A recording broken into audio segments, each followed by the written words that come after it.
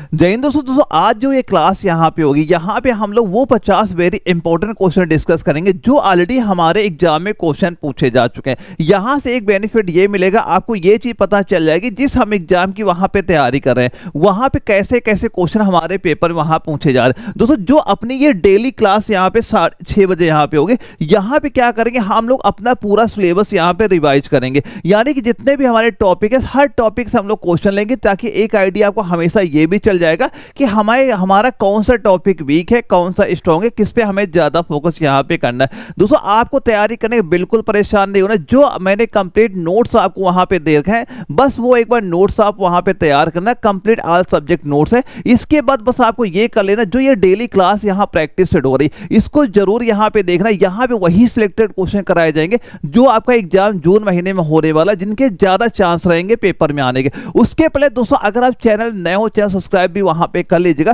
ताकि आगे जितने भी क्वेश्चन वहां पे अपलोड हो उनके नोटिफिकेशन तुरंत आपको देखने को वहां पे मिल जाए। तो इस क्वेश्चन में क्या पूछा जा रहा है दोस्तों, ये क्वेश्चन आपका आर्मी जीडी के जो रिलेशन भर्ती ग्वालियर एआरओ में वहां पे हुआ था, वहां पे ये क्वेश्चन पूछा जा रहा है कि 2 अक्टूबर 2025 को महात्मा गांधी की कौन सी जयंती आपकी मनाई गई थी, और ऑप्शन सीधा सीधा सामने आपके यहाँ पे दिख रहे हैं। दोस्तों ये ध्यान रखना कि ये क्वेश्चन अगर सामने आपका आता है तो आप कम से कम ये देखना कि आप इसका आंसर यहाँ पे दे पा रहे हैं कि नहीं दे पा रहे हैं, क्योंकि ये सारे क्वेश्चन आपके ही पेपर में पूछे गए और इनके ज्यादा चांस रहेंगे पेपर में आपके आने के। तो कभी अगर आपके एग्जाम में क्वेश्चन ये पूछा गया तो बच्चों सीधा सीधा आंसर आपको यहाँ पे क्या बता देना है, आप कहोगे सर हम कहेंगे ऑप्शन नंबर 1 हो जाएगा, 156वीं जयंती आपका यहाँ पे हो जाता है। अब एक क्वेश्चन आपसे ये क्वेश्चन पूछा जा सकता है, अच्छा ये बताओ महात्मा गांधी को कौन सी उपाधि वहां पे दी गई, इनको किस नाम से जाना जाता है। यह क्वेश्चन एक आपसे ये भी पूछा जा सकता है कि ये जो जयंती मनाई जाती है महात्मा गांधी की, ये कहां पे मनाई जाती है। ये दो चीजें और यहां पे आपको पता होनी चाहिए, यानी जो क्वेश्चन पूछा गया वो तो मैं बताऊंगा और क्या चीज पूछी जा सकती है वो भी मैं आपको यहां पे क्लियर आपको कर दूंगा। दोस्तों जो अपनी 6:30 बजे क्लास होगी डेली जरूर देखना, पूरा सिलेबस आपका डेली वहां पे रिवीजन होगा, वो भी वेरी इंपॉर्टेंट क्वेश्चन के साथ। तो यहां पे हम सभी को पता है महात्मा गांधी को कौन सी उपाधि दी गई है, आप कहोगे राष्ट्रपति की उपाधि इनको दी गई है। अब क्वेश्चन ये पूछा जाए ये जयंती कहां पे बनाई जाएगी, आप कहां बताओगे। दोस्तों ये जयंती आपकी राजघाट में, कहां मनाई जाती है, राजघाट में। अब एक क्वेश्चन ये पूछा जा सकता है ये राजघाट कहां पे स्थित है, तो आप क्या कहोगे ये आपका नई दिल्ली में आपका स्थित हो जाएगा। तो ये दोनों पॉइंट भी क्लियर होने चाहिए। चलिए अगला क्वेश्चन पूछा गया था, दानापुर एआरओ में पूछा गया था, ये बताओ दलितों के अधिकारों को बढ़ावा देने के लिए डॉक्टर भीमराव अंबेडकर ने कौन सा संगठन वहां पे बनाया था। उनका संगठन का नाम पूछा जा रहा है कि आपका हरिजन सेवक संघ होगा, या आपका डिस्प्रेस क्लास मिशन होगा, सोशल सर्विस लीग होगा, या बहिष्कृत हितकारी सभा होगा। तो बताइए कौन सा सभा इन्होंने वहां पे बनाई थी। इंपॉर्टेंट हर क्वेश्चन कराऊंगा, कोई भी क्वेश्चन ये ना सोचना कि ये आपका इंपॉर्टेंट नहीं है, वही सारे क्वेश्चन लिए जा रहे हैं जिनके ज्यादा चांस है पेपर में आने के। तो अगर बच्चों ये क्वेश्चन आपके पेपर में पूछा गया, सीधा सीधा आंसर क्या बताओगे, आप कहोगे सर हम कहेंगे बहिष्कृत हितकारी सभा का नाम बता देना है, ऑप्शन डी आपका राइट आंसर यहां पे सीधा सीधा हो जाएगा। दोस्तों यहां पे एक देखो हरिजन सेवक संघ है, ये भी इंपॉर्टेंट है, ये भी एग्जाम में क्वेश्चन बनता है। अगर कभी आपसे ये पूछा जाए कि ये हरिजन सेवक संघ ये किसके द्वारा बनाया गया है, तो किसके द्वारा बनाया गया, हम कहेंगे ये आपका महात्मा गांधी। किसके द्वारा बनाया गया, आप कहोगे महात्मा गांधी के द्वारा बनाया गया है, महात्मा गांधी। और कब बनाया गया था, हम कहेंगे 1932 में ये आपका वहां पे बनाया गया था। ये भी आपका वेरी इंपॉर्टेंट यहां पे हो जाता है। दो चीजें और इंपॉर्टेंट ये ध्यान से देखना, अगर क्वेश्चन ये पूछा जाए ये बताओ अंबेडकर ने दलितों के लिए कौन सा आंदोलन चलाया था, ये बताओ जो अंबेडकर जी हैं दलितों के लिए कौन सा आंदोलन वहां पे चलाया था, इनके आंदोलन का नाम क्या लिख लोगे, ये दोस्तों हो जाएगा महाड़। कौन सा आंदोलन होगा, महाड़ सत्याग्रह, सत्याग्रह ये नोट कर ले। और कब चलाया था, ये चलाया था 1927 में इन्होंने वहां पे चलाया था। अब एक क्वेश्चन इंपॉर्टेंट ये होता है कि ये पूछा जाता है ये बताओ अंबेडकर ने कौन सी पत्रिका शुरू की थी, इनकी पत्रिका एग्जाम में क्वेश्चन पूछा जाता है। तो अगर आपसे पत्रिका इनकी पूछ ली जाए तो पत्रिका का नाम क्या बताओगे दोस्तों, यहां बताओगे क्या, मूक नायक। क्या बता दोगे, मूक नायक। कब पत्रिका लॉन्च हुई थी, 1920 में हुई थी। तो ये डेट भी आपको पता होना चाहिए। देखो सारे क्वेश्चन में इंपॉर्टेंट यहाँ पे करा दूंगा, बस जो चीज जैसे बताई जा रही वैसे आप तैयारी वहां पे करते हुए चलना, कि कोई भी क्वेश्चन आप ये ना सोचना कि ये हमारे पेपर में नहीं आएगा। जितने भी मैं आपके सेट कराऊंगा ये जब पेपर में बैठे हुए खुद ही देख लेना कि हर सेट से कोई ना कोई क्वेश्चन आपके पेपर जरूर वहां पे देखने को मिलेगा।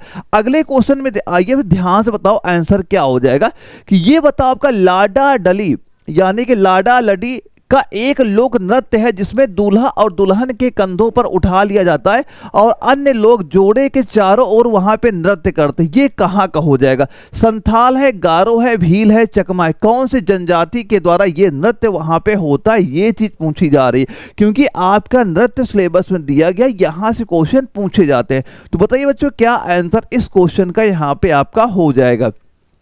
आधो ऐसे क्वेश्चन होते हैं, अगर क्वेश्चन पढ़ोगे आप, अगर मान लोगा कि हाँ ये आंसर हो जाता है तो आपको तुरंत वहां पे आ जाएगा। अगर आप ये क्वेश्चन पढ़ते भी रहोगे वहां पे ना, जब पेपर में आएगा तो आपका माइंड जरूर क्लिक करेगा कि ये चीज हमने कहीं पढ़ी थी, तो इसका आंसर आपका ये हो सकता है। तो आंसर बच्चों सीधा सीधा क्या बताओगे? हम कहेंगे भील। क्या कहोगे? भील कहोगे। ऑप्शन सी आपका राइट आंसर यहाँ पे हो जाता है।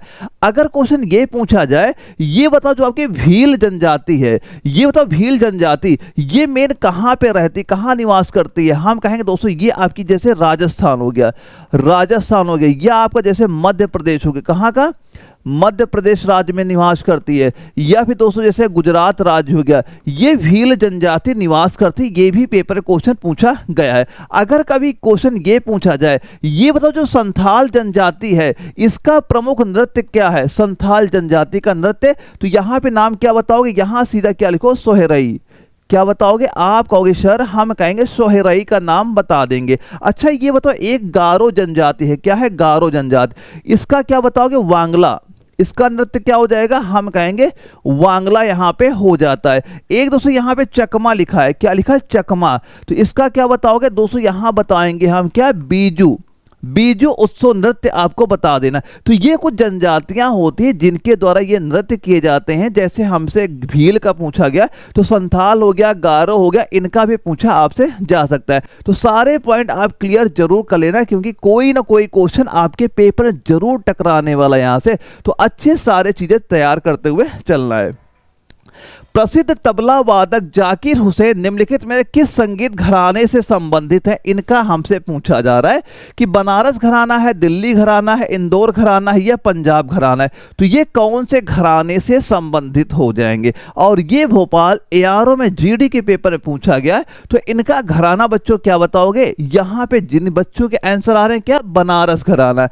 ऑप्शन ए पे आपको सीधा सीधा टिक कर देना, बनारस घराना यहाँ पे हो जाता है। अब अगर क्वेश्चन आपसे ये पूछ लिया जाए, अच्छा ये तो जाकिर हुसैन के पिताजी का नाम क्या था? इनके पिता का, फादर का नाम बताओ। तो क्या नाम बताओगे दोस्तों? यहां फादर का नाम बताएंगे क्या? उस्ताद। उस्ताद अल्लाह खा, उस्ताद अल्लाह रखा, ये इनके पिताजी का नाम यहां पे हो जाता है।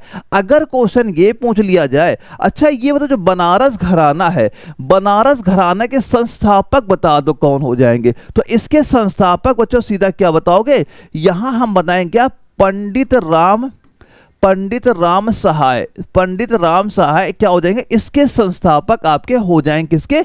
बनारस घराने के। तो सारे चीजें क्लियर करते हुए आपको यहां पे चलना है। अगले क्वेश्चन में आते हैं, क्या चीज दी जा रही है? संविधान का कौन सा अनुच्छेद देश के किसी भी उच्च न्यायालय को रिट जारी करने का प्राधिकार वहां पे देता है? ये बात कौन से आर्टिकल, कौन से अनुच्छेद में दी गई है? और ग्वालियर एआरओ में क्वेश्चन ये यहां पे पूछा गया था। तो अगर आपके पेपर में ये क्वेश्चन पूछा जाए तो क्या बताओगे कौन सा आर्टिकल हो जाएगा? तो बच्चों सीधा सीधा आपको बताना है वो आर्टिकल नंबर क्या हो जाएगा? 226 हो जाएगा। ऑप्शन बी पे आपको यहां पे टिक कर देना है। अगर कभी क्वेश्चन ये आपसे पूछ लिया जाए कि ये बताओ जो आपका ये उच्च न्यायालय होता है ये कितने प्रकार के रिट वहां पे जारी कर सकता है, ये भी क्वेश्चन पूछा जाता है। तो हम क्या कहेंगे दोस्तों? ये टोटल आपके 5 प्रकार के रिट वहां पे जारी कर सकता है। तो ये भी याद करना, ये 5 प्रकार के रिट जारी करता है। इनके नाम भी होते हैं, जो अपना जो पिछली सेक्ट में मैंने बताया थे वो नाम भी याद कर लेना। ये कौन हो जाएंगे? तो पहला होगा आपका हेबियस कार्पस होगा, फिर मंडमस होता है, फिर निषेधात्रा एक्स्ट्रा होता है, क्यों वारंटो होता है और एक सर्टियोररी होता है। ये 5 प्रकार के रिट आपका जारी कर सकता है कौन? उच्च न्यायालय आपका। चलिए अगला क्वेश्चन आपका पूछा गया था। दोस्तों एक चीज ये ध्यान रखना, जो बच्चे पहली बार इसकी तैयारी वहां पे कर रहे हैं, अगर आपको ये नहीं पता कि हम कैसे तैयारी करेंगे अपना एग्जाम वहां पे क्लियर कर ले, दोस्तों जो कंप्लीट नोट्स होंगे और प्रैक्टिस सेट हो गए आपके, ये सारे मैंने आपके एप्लीकेशन में अपलोड करा दिए। वो नोट्स एक बार डाउनलोड कर लेना, सीधा आपने मोबाइल फोन का प्ले स्टोर ओपन करना, एनए वाला सर्च कर देना, ये एप्लीकेशन ओपन हो जाएगा। जैसे डाउनलोड करोगे दोस्तों यहाँ पे ये कंप्लीट नोट्स आपको देखने को मिल जाएंगे, ऑल सब्जेक्ट के, चाहे साइंस हो, जीके, मैथ, पूरे complete notes, proper handwritten notes यहाँ पे आपको मिल जाएंगे।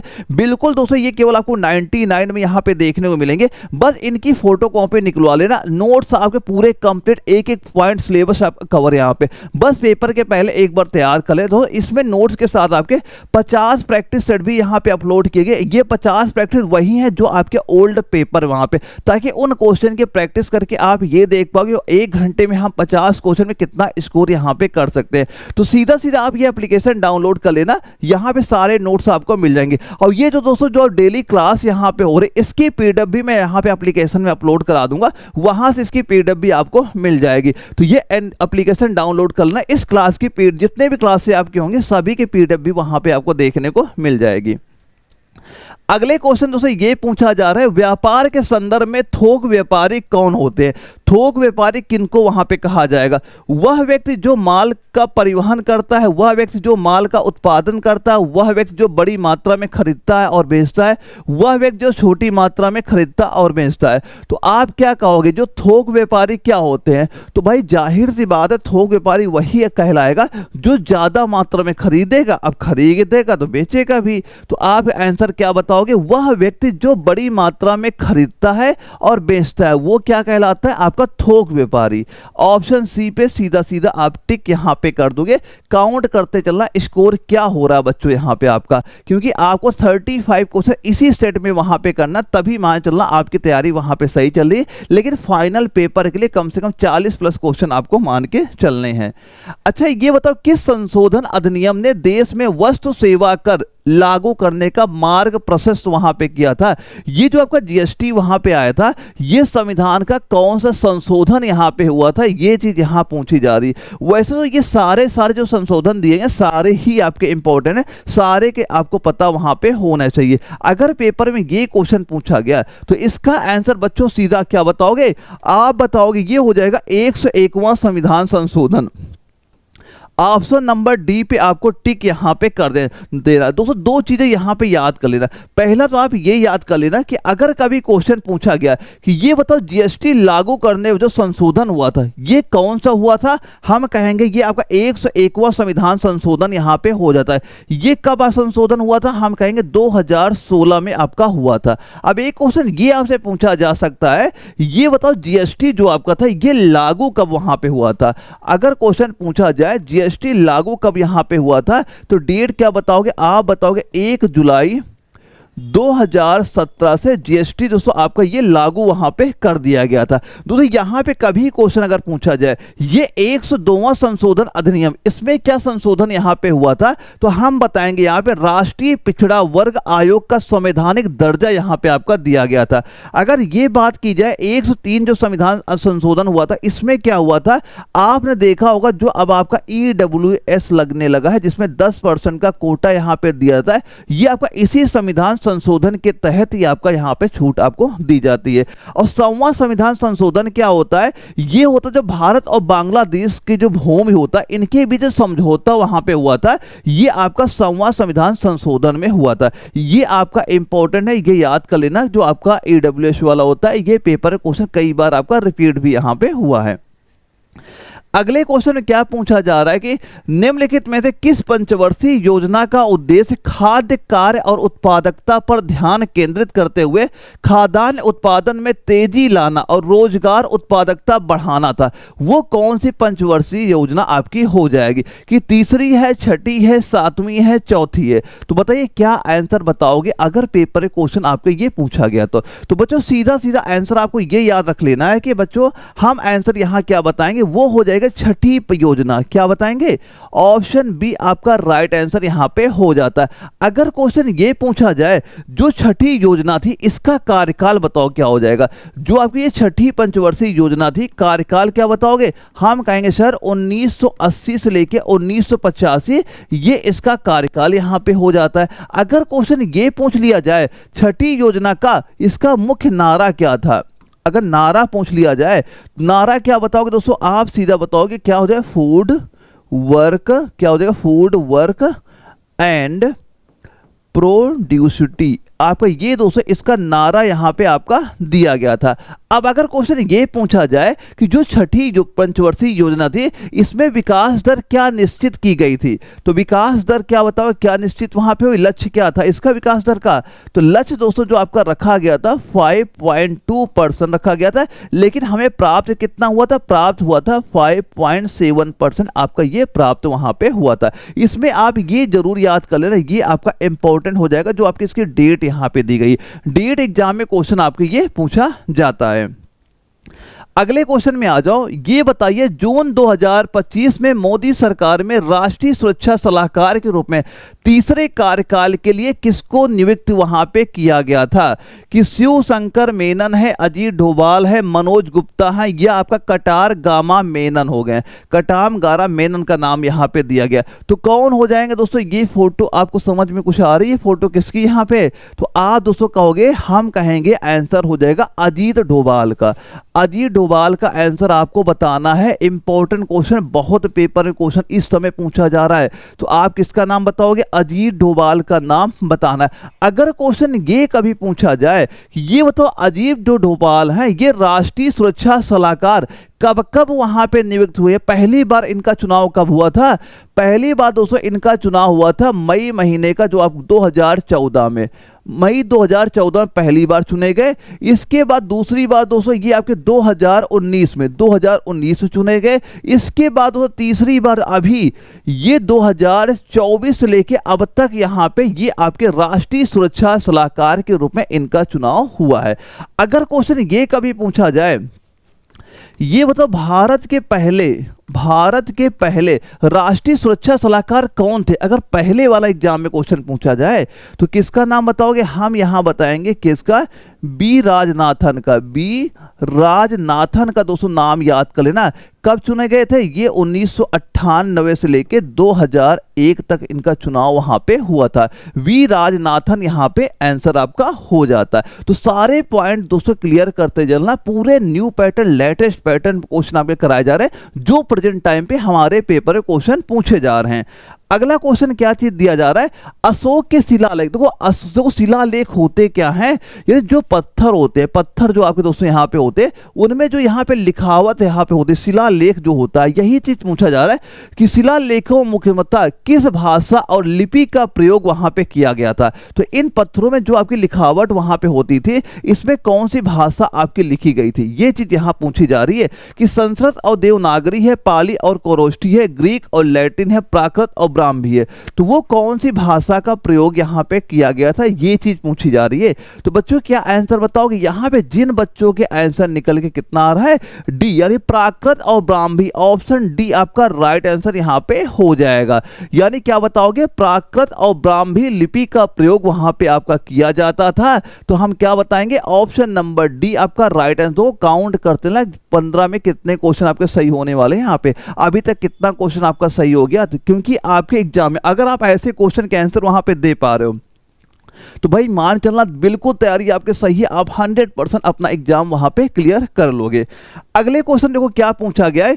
बीसीसीआई के पहले अध्यक्ष कौन हो जाएंगे? बीसीसीआई के पहले अध्यक्ष का नाम पूछा जा रहा है। तो ये ऑप्शन हमारे सामने सीधा सीधा दिख गए और दानापुर एआरओ में क्वेश्चन आपका पूछा गया।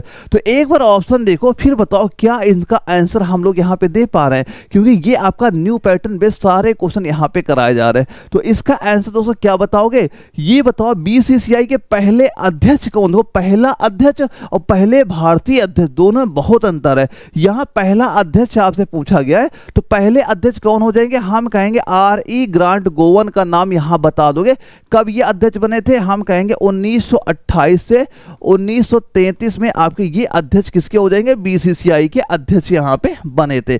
बीसीसीआई होता है क्या? जो आपको भारत जो क्रिकेट मैच होते हैं उनको कंट्रोल कौन करता है? बीसीसीआई कंट्रोल वहां पे करता है। यही चीज यहाँ पूछी जा रही है। अगर क्वेश्चन ये पूछा जाए ये जो बीसीसीआई की स्थापना कब यहाँ पे हुई थी, तो बीसीसीआई की स्थापना दोस्तों क्या बताओगे? ये हो जाएगा हमारा दिसंबर, महीना क्या बताओगे? दिसंबर 1928 में आपकी बीसीसीआई की स्थापना यहाँ पे की गई थी। अगर क्वेश्चन ये पूछा जाए एक नाम दोस्तों यहाँ पे सिकंदर हयात खान का नाम दिया जा रहा है, ये क्या हो जाएंगे? ये बीसीसीआई के दोस्तों पहले भारतीय अध्यक्ष हो जाएंगे। क्या हो जाएंगे? पहले भारतीय अध्यक्ष यही हो आपके यहाँ पे हो जाएंगे। कब ये अध्यक्ष बने थे? हम कहेंगे 1933 से 1936 में ये इसके अध्यक्ष यहाँ पे बने थे। अगर पहले भारतीय पूछा जाएगा तो हम सिकंदर हयात खान का नाम आपको बताना है। अगर ये क्वेश्चन पूछा गया पहले अध्यक्ष कौन है, इनका नाम आपको बता देना है।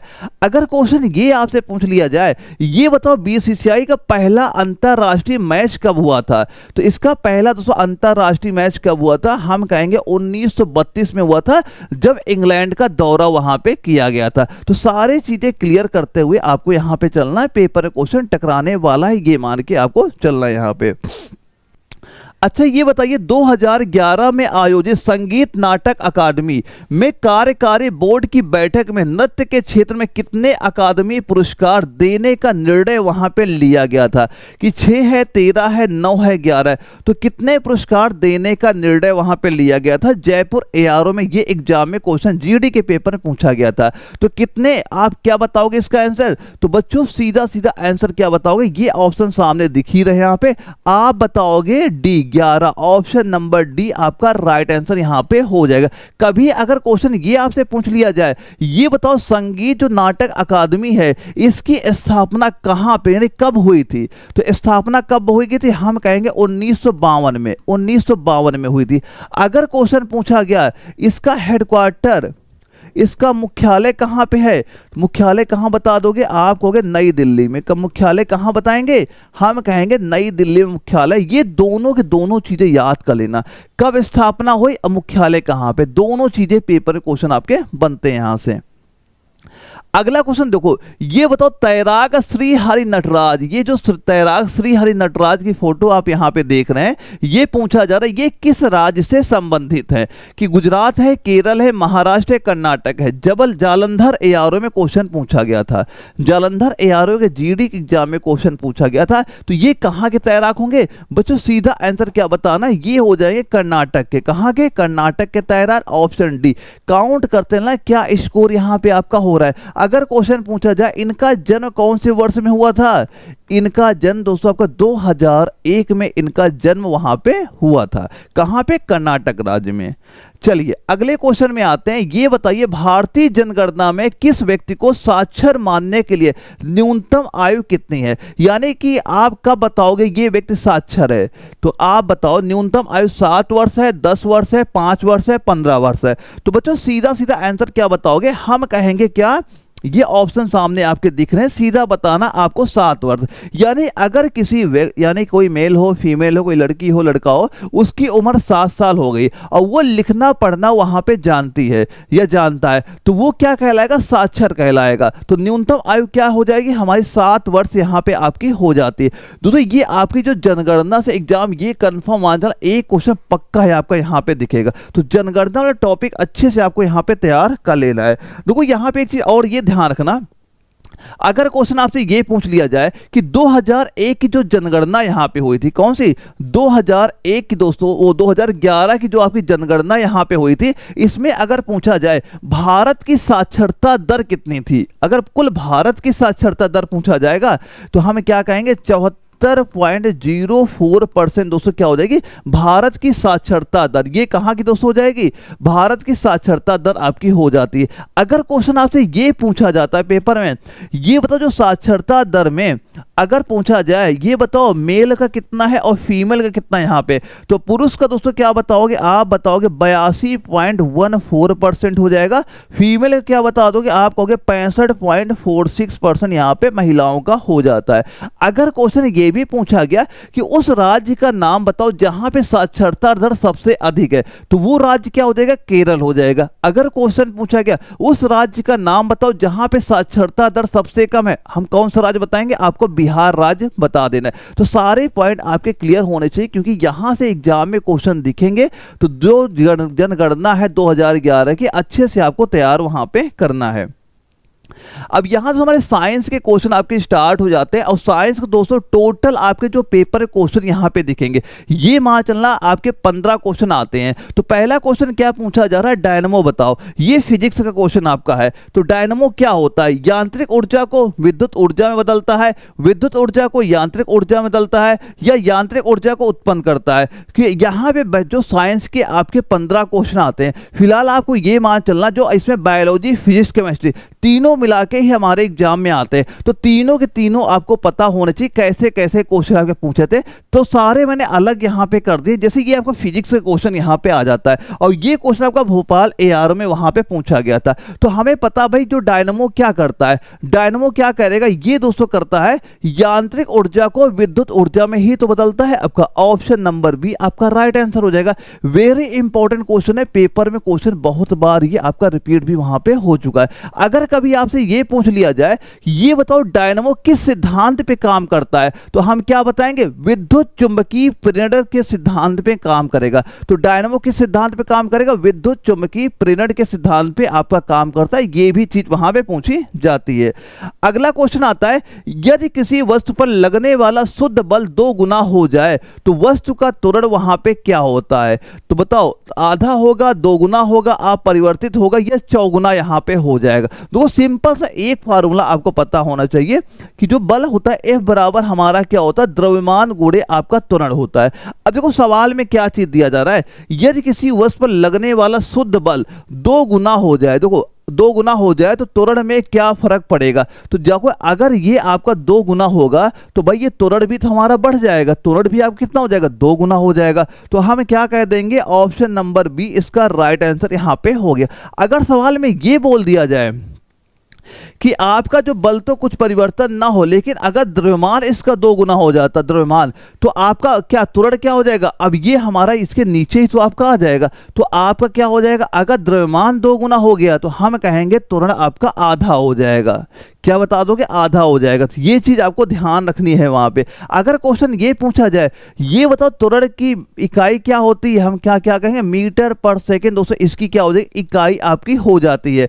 अगर क्वेश्चन ये पूछा जाए, ये बताओ जो आपका बल हो गया, बल की इकाई अगर क्वेश्चन पूछा जाए, बताओ बल की इकाई क्या होती है, तो बल की इकाई क्या बता दोगे, आपको बताना है न्यूटन आपकी बल की इकाई हो जाएगी। त्वरण का पूछेगा, मीटर पर सेकेंड आपको बताना है। इंपॉर्टेंट क्वेश्चन है दोस्तों, यहां से पेपर में क्वेश्चन पूछे जाते हैं, और ये न्यूटन का द्वितीय नियम पे आधारित यहां पे हो जाएगा। अगला क्वेश्चन क्या चीज यहां पे दिया जा रहा है, गर्मियों के दिनों में मटके में रखा पानी ठंडा होता है, इसका रीजन क्या यहां पे होता है, विकिरण है, वाष्पोत्सर्जन है, परासरण है, या वाष्पीकरण है। तो किस वजह से जो घड़े का पानी होता है ठंडा हमें महसूस वहां पे होता है। तो इसका आंसर क्या बताओगे बच्चों, यहां पे जिन बच्चों के आंसर आ रहे हैं, जालंधर एआरओ का जालंधर लिखा, जालंधर एआरओ में ये क्वेश्चन आपका पूछा वहां पे गया था। तो आंसर बच्चों सीधा सीधा क्या बताओगे, आप यहां पे बताओगे क्या, वाष्पीकरण। क्योंकि होता है क्या दोस्तों, जो आपके मटके में पानी भरा जाता है, इस मटके में क्या होता है, बारीक छोटे छोटे यहां पे छेद होते हैं। तो छेद से क्या होता है, जब इसका वाष्पीकरण वहां पे होता है तो अंदर का पानी कैसा हो जाएगा, आपका ठंडा वहां महसूस होता है। ये भी आप देखा होगा गर्मियों के मौसम में हमें पसीना वहां पे आता है, और जब आपको पसीना आता है आपको लगता है ठंडक महसूस वहां पे होती है। तो इसका भी यही रीजन यहां पे होता है। उसका भी रीजन क्या हो जाएगा, वाष्पीकरण हो जाता है कि गर्मियों में क्या होता है, हमारे शरीर को ठंडा करने के लिए शरीर से आपके पसीना निकलने लगता है, और इसी वजह से आपका यहां भी होता है जो घड़े के अंदर का पानी होता है वो आपका ठंडा बना रहता है वहां पे। अगला क्वेश्चन पूछा गया, ये बताइए कि जो आपका सोडा वाटर है, दो आप देखोगे सोडा की बोतल यहाँ पे होती है, सोडा वाटर में प्रयुक्त गैस कौन सी है, इसमें कौन सी गैस आपकी प्रयोग वहां पे की जाती है। जयपुर एआरओ में क्वेश्चन पूछा गया था। तो सोडा वाटर में कौन सी गैस होगी, आपको पता ही होगा, आप क्या कहोगे। देखो हर क्वेश्चन आपका इंपॉर्टेंट है, ये मान के तैयारी वहां पे करनी है। तो आप क्या कहोगे सर, हम कहेंगे CO2 गैस होती है। ऑप्शन सी आपका राइट आंसर यहाँ पे हो जाए, क्या हो जाएगी, CO2 गैस हो जाती है। अच्छा ये बताओ SO2 जो गैस दिया जा रहा है इसका यूज क्या होता है, जो आपके फल के संरक्षण में आपके SO2 गैस का यूज वहां पे होता है, यानी इनको कीटाणुनाशक के रूप में आपका यूज वहां पे किया जाता है। अच्छा बताओ ये आपका नाइट्रस ऑक्साइड NO गैस है, इसका यूज कहां पे होता है, हम कहेंगे हृदय रोग में इसका यूज होता है। अगर क्वेश्चन आपसे ये कभी पूछा जाए, जो आपका ये सोडा वाटर होता है इसका pH मान बताओ क्या होता है, सोडा वाटर का pH मान क्या हो जाएगा, आप बच्चों कहो क्या 4.5, ये इसका क्या हो जाएगा pH मान होता है। तो ये अगर 4.5 है, तो अगर 7 से कम pH मान होता हम क्या कहते हैं, ये आपका अम्लीय होता है। तो इसका pH मान अगर 4.5 है तो ये हल्का अम्लीय आपका महसूस वहां पे होता है ये आपका। अच्छा बताओ कि सूखी हवा में सबसे अधिक अनुपात में कौन सी गैस पाई जाती है, जो हमारे वायुमंडल में गैसें वहां पे होती हैं, इसमें बताओ सबसे ज्यादा कौन सी गैस यहां पे पाई जाएगी, नाइट्रोजन, ऑक्सीजन, कार्बन डाइऑक्साइड है या आर्गन है। तो सूखी हवा में सबसे अधिक अनुपात में कौन सी गैस होती है, हम सभी को पता है। आंसर बच्चों क्या बताओगे, आप कहोगे नाइट्रोजन। कितने परसेंट है, ये 78% पाई जाती है। ऑक्सीजन कितने परसेंट है, हम कहेंगे 21% आपकी पाई जाती है। तो सबसे ज्यादा क्या हो जाएगी 78% यानी नाइट्रोजन। नाइट्रोजन का परसेंटेज कितना है दोस्तों, आप कहोगे दोस्तों ये आपका 78% है। अब ये क्या हो जाएगा आपका ऑक्सीजन कितना है 21% है। अगर कभी क्वेश्चन पूछा जाए ये आर्गन कितने परसेंटेज है, हम कहेंगे 0.93 दोस्तों परसेंटेज हो जाएगा। CO2 कितने परसेंट पाई जाती है, हम कहेंगे 0.04% क्या हो जाएगा CO2 गैस आपका यहाँ पे हो जाता है। तो किसी भी चीज का पूछे आप उसके आंसर वहां पे आसानी से दे सकते हैं। अगला क्वेश्चन हमारा दिया जा रहा है कि इसमें बताओ क्या हो जाएगा, सोडा वाटर में क्या होता है। सोडा वाटर में क्या होता है कि कार्बोनिक अम्ल है, सल्फ्यूरिक अम्ल है या कार्बोक्सिलिक अम्ल है या फिर आपका नाइट्रस अम्ल है। किसका पूछा जा रहा है, सोडा वाटर। इंपॉर्टेंट है भाई, एग्जाम में क्वेश्चन कई बार यहां से बन चुका है, आप खुद ही देख रहे हो सोडा वाटर कितने क्वेश्चन यहां बन रहे हैं। तो सोडा वाटर क्या होता है, तो कभी भी क्वेश्चन अगर हमारे पेपर में पूछा गया तो बच्चों सीधा सीधा आंसर क्या बता देना है। आप कहोगे सर हम कहेंगे सोडा वाटर क्या हो जाएगा, ये आपका कार्बोनिक अम्ल होता है। क्या होता है, कार्बोनिक अम्ल यहां पे होता है। इसको कैसे लिखा जाता है, ये आपका H2CO3 कैसे लिखा जाएगा, H2CO3 आपका यहां पे हो जाता है, क्या कार्बोनिक अम्ल यहां पे हो जाता है। अब ये क्वेश्चन ये पूछा जाता है कि जो सोडा वाटर होता है, जैसे आप हल्का सा वहां पे हिलाते हैं उसमें बूंदे बूंद टाइप निकलता लगता है, झाग जैसे निकलती है बूंद जैसी वहां पे, तो वो किस वजह से होती है। तो इसमें दोस्तों जो आपकी ये CO2 गैस यहां पे होती है, इसी वजह से क्या होते हैं आपके बुलबुले जैसे वहां पे हमें दिखाई पड़ते हैं सोडा वाटर में आपके। तो ये आपका इंपॉर्टेंट हो जाएगा। और सोडा वाटर का स्वाद कैसा होता है, अम्लीय होता है, क्योंकि इसका pH मान क्या होता है 4.5 आपका वहां पे हो जाता है। चलिए अगले क्वेश्चन का आंसर बताइए, टायर बनाने के लिए रबर का कठोर कैसे, जो आपकी रबर होती है इसको कठोर कैसे वहां पे किया जाता है, ये चीज यहां पूछी जा रही है कि आपका H2 मिलाकर होगा, कार्बन ब्लैक मिलाकर होगा, संतृप्त करके होगा, ये सभी। तो टायर बनाने के लिए रबर को कठोर कैसे वहां पे किया जाता है, तो ये कठोर कैसे वहां पे होगा, हम दोस्तों सीधा क्या कहेंगे, H2 मिलाकर बिल्कुल बात है, या कार्बन ब्लैक मिलाकर ये भी बात सही है, संतृप्त करके ये भी बात सही है। तो हम क्या कह देंगे, ऑप्शन नंबर डी आपका राइट आंसर यहां पे हो जाए, क्या हो जाएगा, ऑप्शन डी आपका राइट आंसर, ये सभी आपका हो जाता है। कभी क्वेश्चन अगर ये पूछा जाए टायर रबर में, बताओ जो टायर होता है, ये टायर होते हैं, इसमें ये बताओ रबर का परसेंटेज कितना यहां पे होता है, हम कहेंगे 40 से लेके आपका 50% इसमें आपकी रबर पाई जाती है। कौन सी रबर, जो आपकी प्राकृतिक या सिंथेटिक रबर होती है, ये आपकी 40 से 50% यहां पे पाई जाती है। चलिए अगले क्वेश्चन में आते हैं, क्या चीज पूछा जा रहा है, ये बताओ जीवों की मूल संरचनात्मक और कार्यात्मक इकाई कौन सी होती है, कि परमाणु है, कोशिका है, अणु है, इनमें से कोई नहीं। तो जीवों की मूल संरचनात्मक और कार्यात्मक इकाई आपसे पूछी जा रही है, तो वो इकाई बताइए क्या यहाँ पे होगी। तो क्वेश्चन ध्यान से देखो, फिर सोचो इसका आंसर यहाँ पे क्या आपका हो सकता है।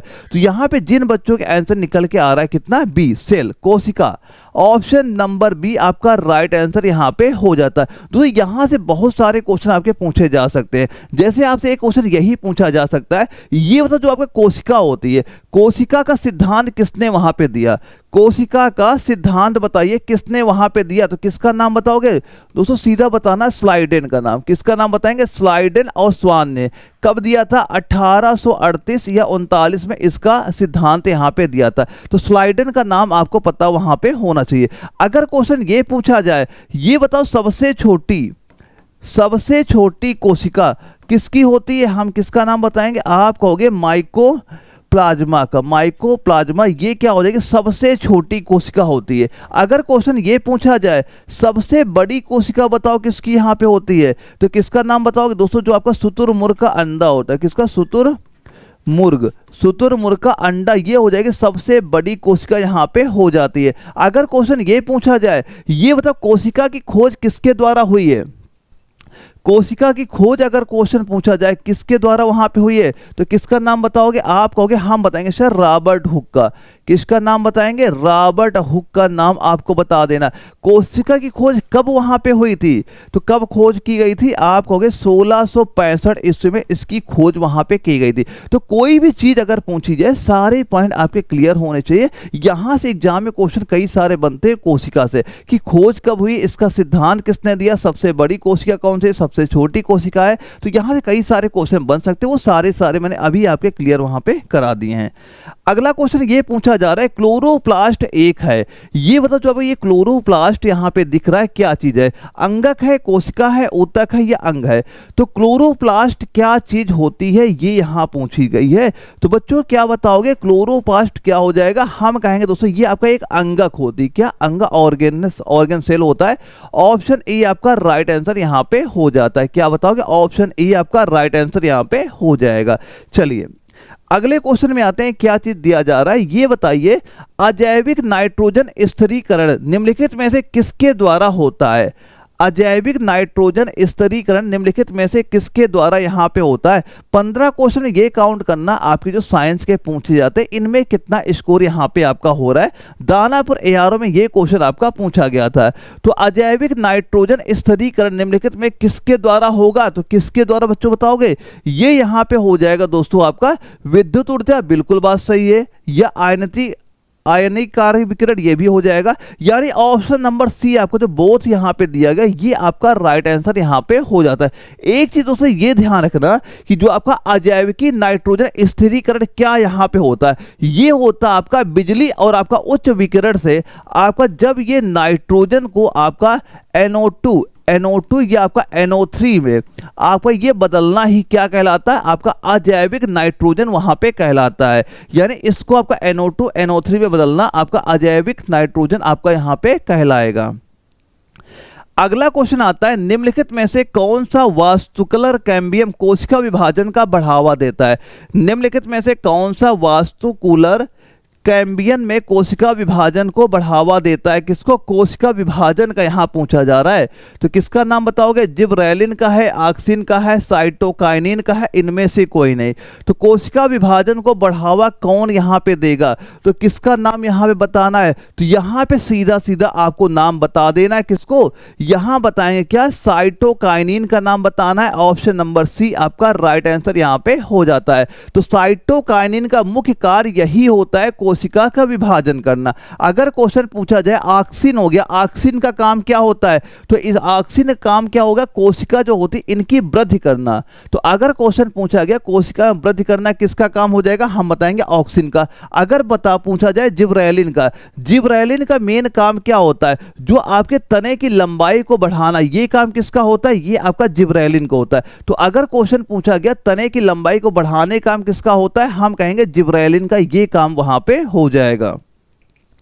अच्छा ये बताइए कि जो आपका सिंगामी की खोज किसने वहां पे की है?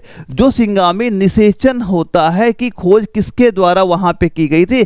ऑप्शन सीधे आपके सामने यहां पे दिख रहे हैं। और जयपुर एआरओ में जीडी के पेपर क्वेश्चन पूछा गया। तो जितने भी एआरओ में जितने भी क्वेश्चन पूछेंगे वो सारे मैं यहां पे करा दूंगा, लेकिन जो चीज जैसे बता रहा हूं वैसे बस तैयारी करते चलना। जब आपका जून महीने में पेपर लगेगा आप यकीन मान चलना पेपर में क्वेश्चन आपको दिखेंगे। और दोस्तों जो आपके नोट्स आपका एप्लीकेशन एने वाला है, प्ले स्टोर को ओपन करना, एने वाला यहां पे सर्च कर लेना। उस एप्लीकेशन जो मैंने नोट्स अपलोड किए एक बार पेपर के पहले जरूर यहां पे तैयार कर लेना। नोट्स आपको बनाने नहीं पड़ेंगे, बस वही तैयार करके पेपर में आप चले जाना। पेपर में क्वेश्चन बिल्कुल आपको वहां पे नजर आएंगे। तो इसका आंसर दोस्तों क्या बताओगे? यहां बताओगे आपका ऑप्शन नंबर बी, नौशिन हो जाएगा। बी आपका राइट आंसर यहां पे हो जाता है। अगर अच्छा ये बताओ, ये जो आपका सिंगामी होता है, सिंगामी क्या होता है? ये दोस्तों आपका होता है कि नर युग्मक और मादा युग्मक का जो संलयन वहां पे होता है, जिसके बाद आपका जाइगोट वहां बनता है, वही क्या होता है? आपका सिंगामी वहां पे कहलाता है। अगर क्वेश्चन ये पूछा जाए कि जो नवासिन ने सिंगामी की खोज कब यहां पे की थी, तो इसकी खोज दोस्तों आपकी 1898 में इसकी खोज यहां पे की गई थी। क्या 1898 में इसकी खोज वहां पे हुई थी। अच्छा, पृथ्वी पराबैंगनी विकिरण से किसकी द्वारा सुरक्षित होती है? पृथ्वी पराबैंगनी विकिरणों से किसके द्वारा सुरक्षित होगी? ओजोन परत है, नाइट्रोजन है, ऑक्सीजन है, कार्बन है। तो ये बताओ जो आपकी किसके द्वारा संरक्षित होती है, किसका पूछा जा रहा है? पराबैंगनी विकिरणों से। तो किसका आंसर क्या बताएंगे आप अगर पेपर में क्वेश्चन हमारे रिपीट हुआ? क्योंकि ये क्वेश्चन ऑलरेडी आपके भोपाल एआरओ में जीडी के ही पेपर में पूछा गया था। बस एक एआरओ का दूसरे एआरओ में क्वेश्चन आपका रिपीट वहां पे होता है। तो बच्चों आंसर क्या बताओगे आप? यहां पे कहोगे ओजोन परत, यानी जो आपकी ये सूर्य किरणें यहां पे चलती है, यहां पे ये और जो पृथ्वी के बाहर ये आपकी ओजोन परत यहां पाई जाती है, यही हमें क्या किसकी रक्षा करती है? जो आपकी पराबैंगनी विकिरणों से ये आपकी रक्षा वहां पे करती है। अब ये क्वेश्चन ये पूछा जाता है, ये जो आपकी ओजोन परत है ये कौन से मंडल में यहां पाई जाती है? तो आप क्या कहोगे दोस्तों? ये आपके समताप मंडल में। कहां पाई जाएगी? आप कहोगे समताप मंडल में आपकी पाई जाती है। अब अगर क्वेश्चन ये पूछा जाए कि ओजोन परत का जो मुख्य कार्य क्या वहां पे होता है, तो दोस्तों आपका क्या हो जाएगा? यूवीबी और आपका यूवीसी इन किरणों को क्या करना? अवशोषित करना। किसका काम होता है? ओजोन परत का ही काम वहां पे आपका हो जाता है। अगर क्वेश्चन ये पूछा जाए कि ये जो ओजोन परत में बारीक बारीक यहां इसमें छेद हो गए हैं, किसकी वजह, कौन सी गैस की वजह से? ओजोन परत है इसमें आपकी काफी ज्यादा खराब कंडीशन वहां पे हो गई, इसमें बारीक बारीक छेद हो गए हैं। तो इसकी कंडीशन क्या बताओगे दोस्तों? कौन सी गैस हो जाएगी? हम कहेंगे दोस्तों CFC गैस की वजह से यहां पे होती है, यानी क्लोरोफ्लोरोकार्बन की वजह से ओजोन परत में बारीक वहां पे छेद आपके हो गए। अगर क्वेश्चन ये पूछा जाए ओजोन गैस को हम लोग कैसे लिखते हैं, आपको O3 क्या हो जाएगी? आपकी ये ओजोन गैस यहां पे हो जाती है। अगर क्वेश्चन पूछा जाए ये बताओ ओजोन दिवस जो होता है, ओजोन दिवस ये कब आपका मनाया जाएगा? तो कब मनाओगे? आप कहोगे सर हम कहेंगे 16 सितंबर को। कब मनाया जाएगा? आप कह दोगे 16 सितंबर को आपका ओजोन दिवस के रूप में मनाया जाता है। वेरी इंपॉर्टेंट है, ये कई बार क्वेश्चन पूछा भी गया है और ये भी क्वेश्चन आ चुका है। ओजोन परत में जो छेद हो गए हैं ये किसकी वजह से हुआ? CFC गैस, क्लोरोफ्लोरोकार्बन गैस की वजह से इसमें बारीक बारीक छेद वहां पे हो गए हैं। अगला क्वेश्चन आता है, पश्चिम देशों में बच्चों को बहुत कम धूप मिलने पर वे किस रोग से पीड़ित हो गए हैं? तो भाई जाहिर सी बात है, अगर धूप में कौन सी विटामिन मिलती है? हमें विटामिन डी मिलती है। तो अगर शरीर में विटामिन डी की कमी हो जाएगी तो क्या दिक्कत आती है? हम कहते हैं रिकेट्स नामक दिक्कत आती है। इसमें क्या होता है दोस्तों? जो आपके पैर होते हैं, पैर कैसे टेढ़े हो जाते हैं। तो क्या दिक्कत आएगी? हम कहेंगे रिकेट्स नामक रोग होता है। ऑप्शन नंबर ए आपका राइट आंसर हो जाएगा। स्कर्वी किस वजह से होता है? जब शरीर में विटामिन सी की कमी होती है तो हम कहते हैं स्कर्वी नामक रोग यहाँ पे हो जाता है। तो ये भी आप क्या बताओ? ये दोस्तों आपका हो जाएगा विटामिन सी की वजह से। और रिकेट्स क्या हो जाएगा दोस्तों? विटामिन डी की कमी से क्या हो जाएगा? रिकेट्स नामक दिक्कत यहां पे देखने को मिल जाएगी। चलिए अगला क्वेश्चन हमारा क्या पूछा गया कि आलू किस कुल से संबंधित है? आलू का कुल बताओ कौन सा यहां पे होगा? ये ऑप्शन सीधा दिए गए हैं। ग्वालियर एआरओ में जीडी के पेपर में क्वेश्चन पूछा गया।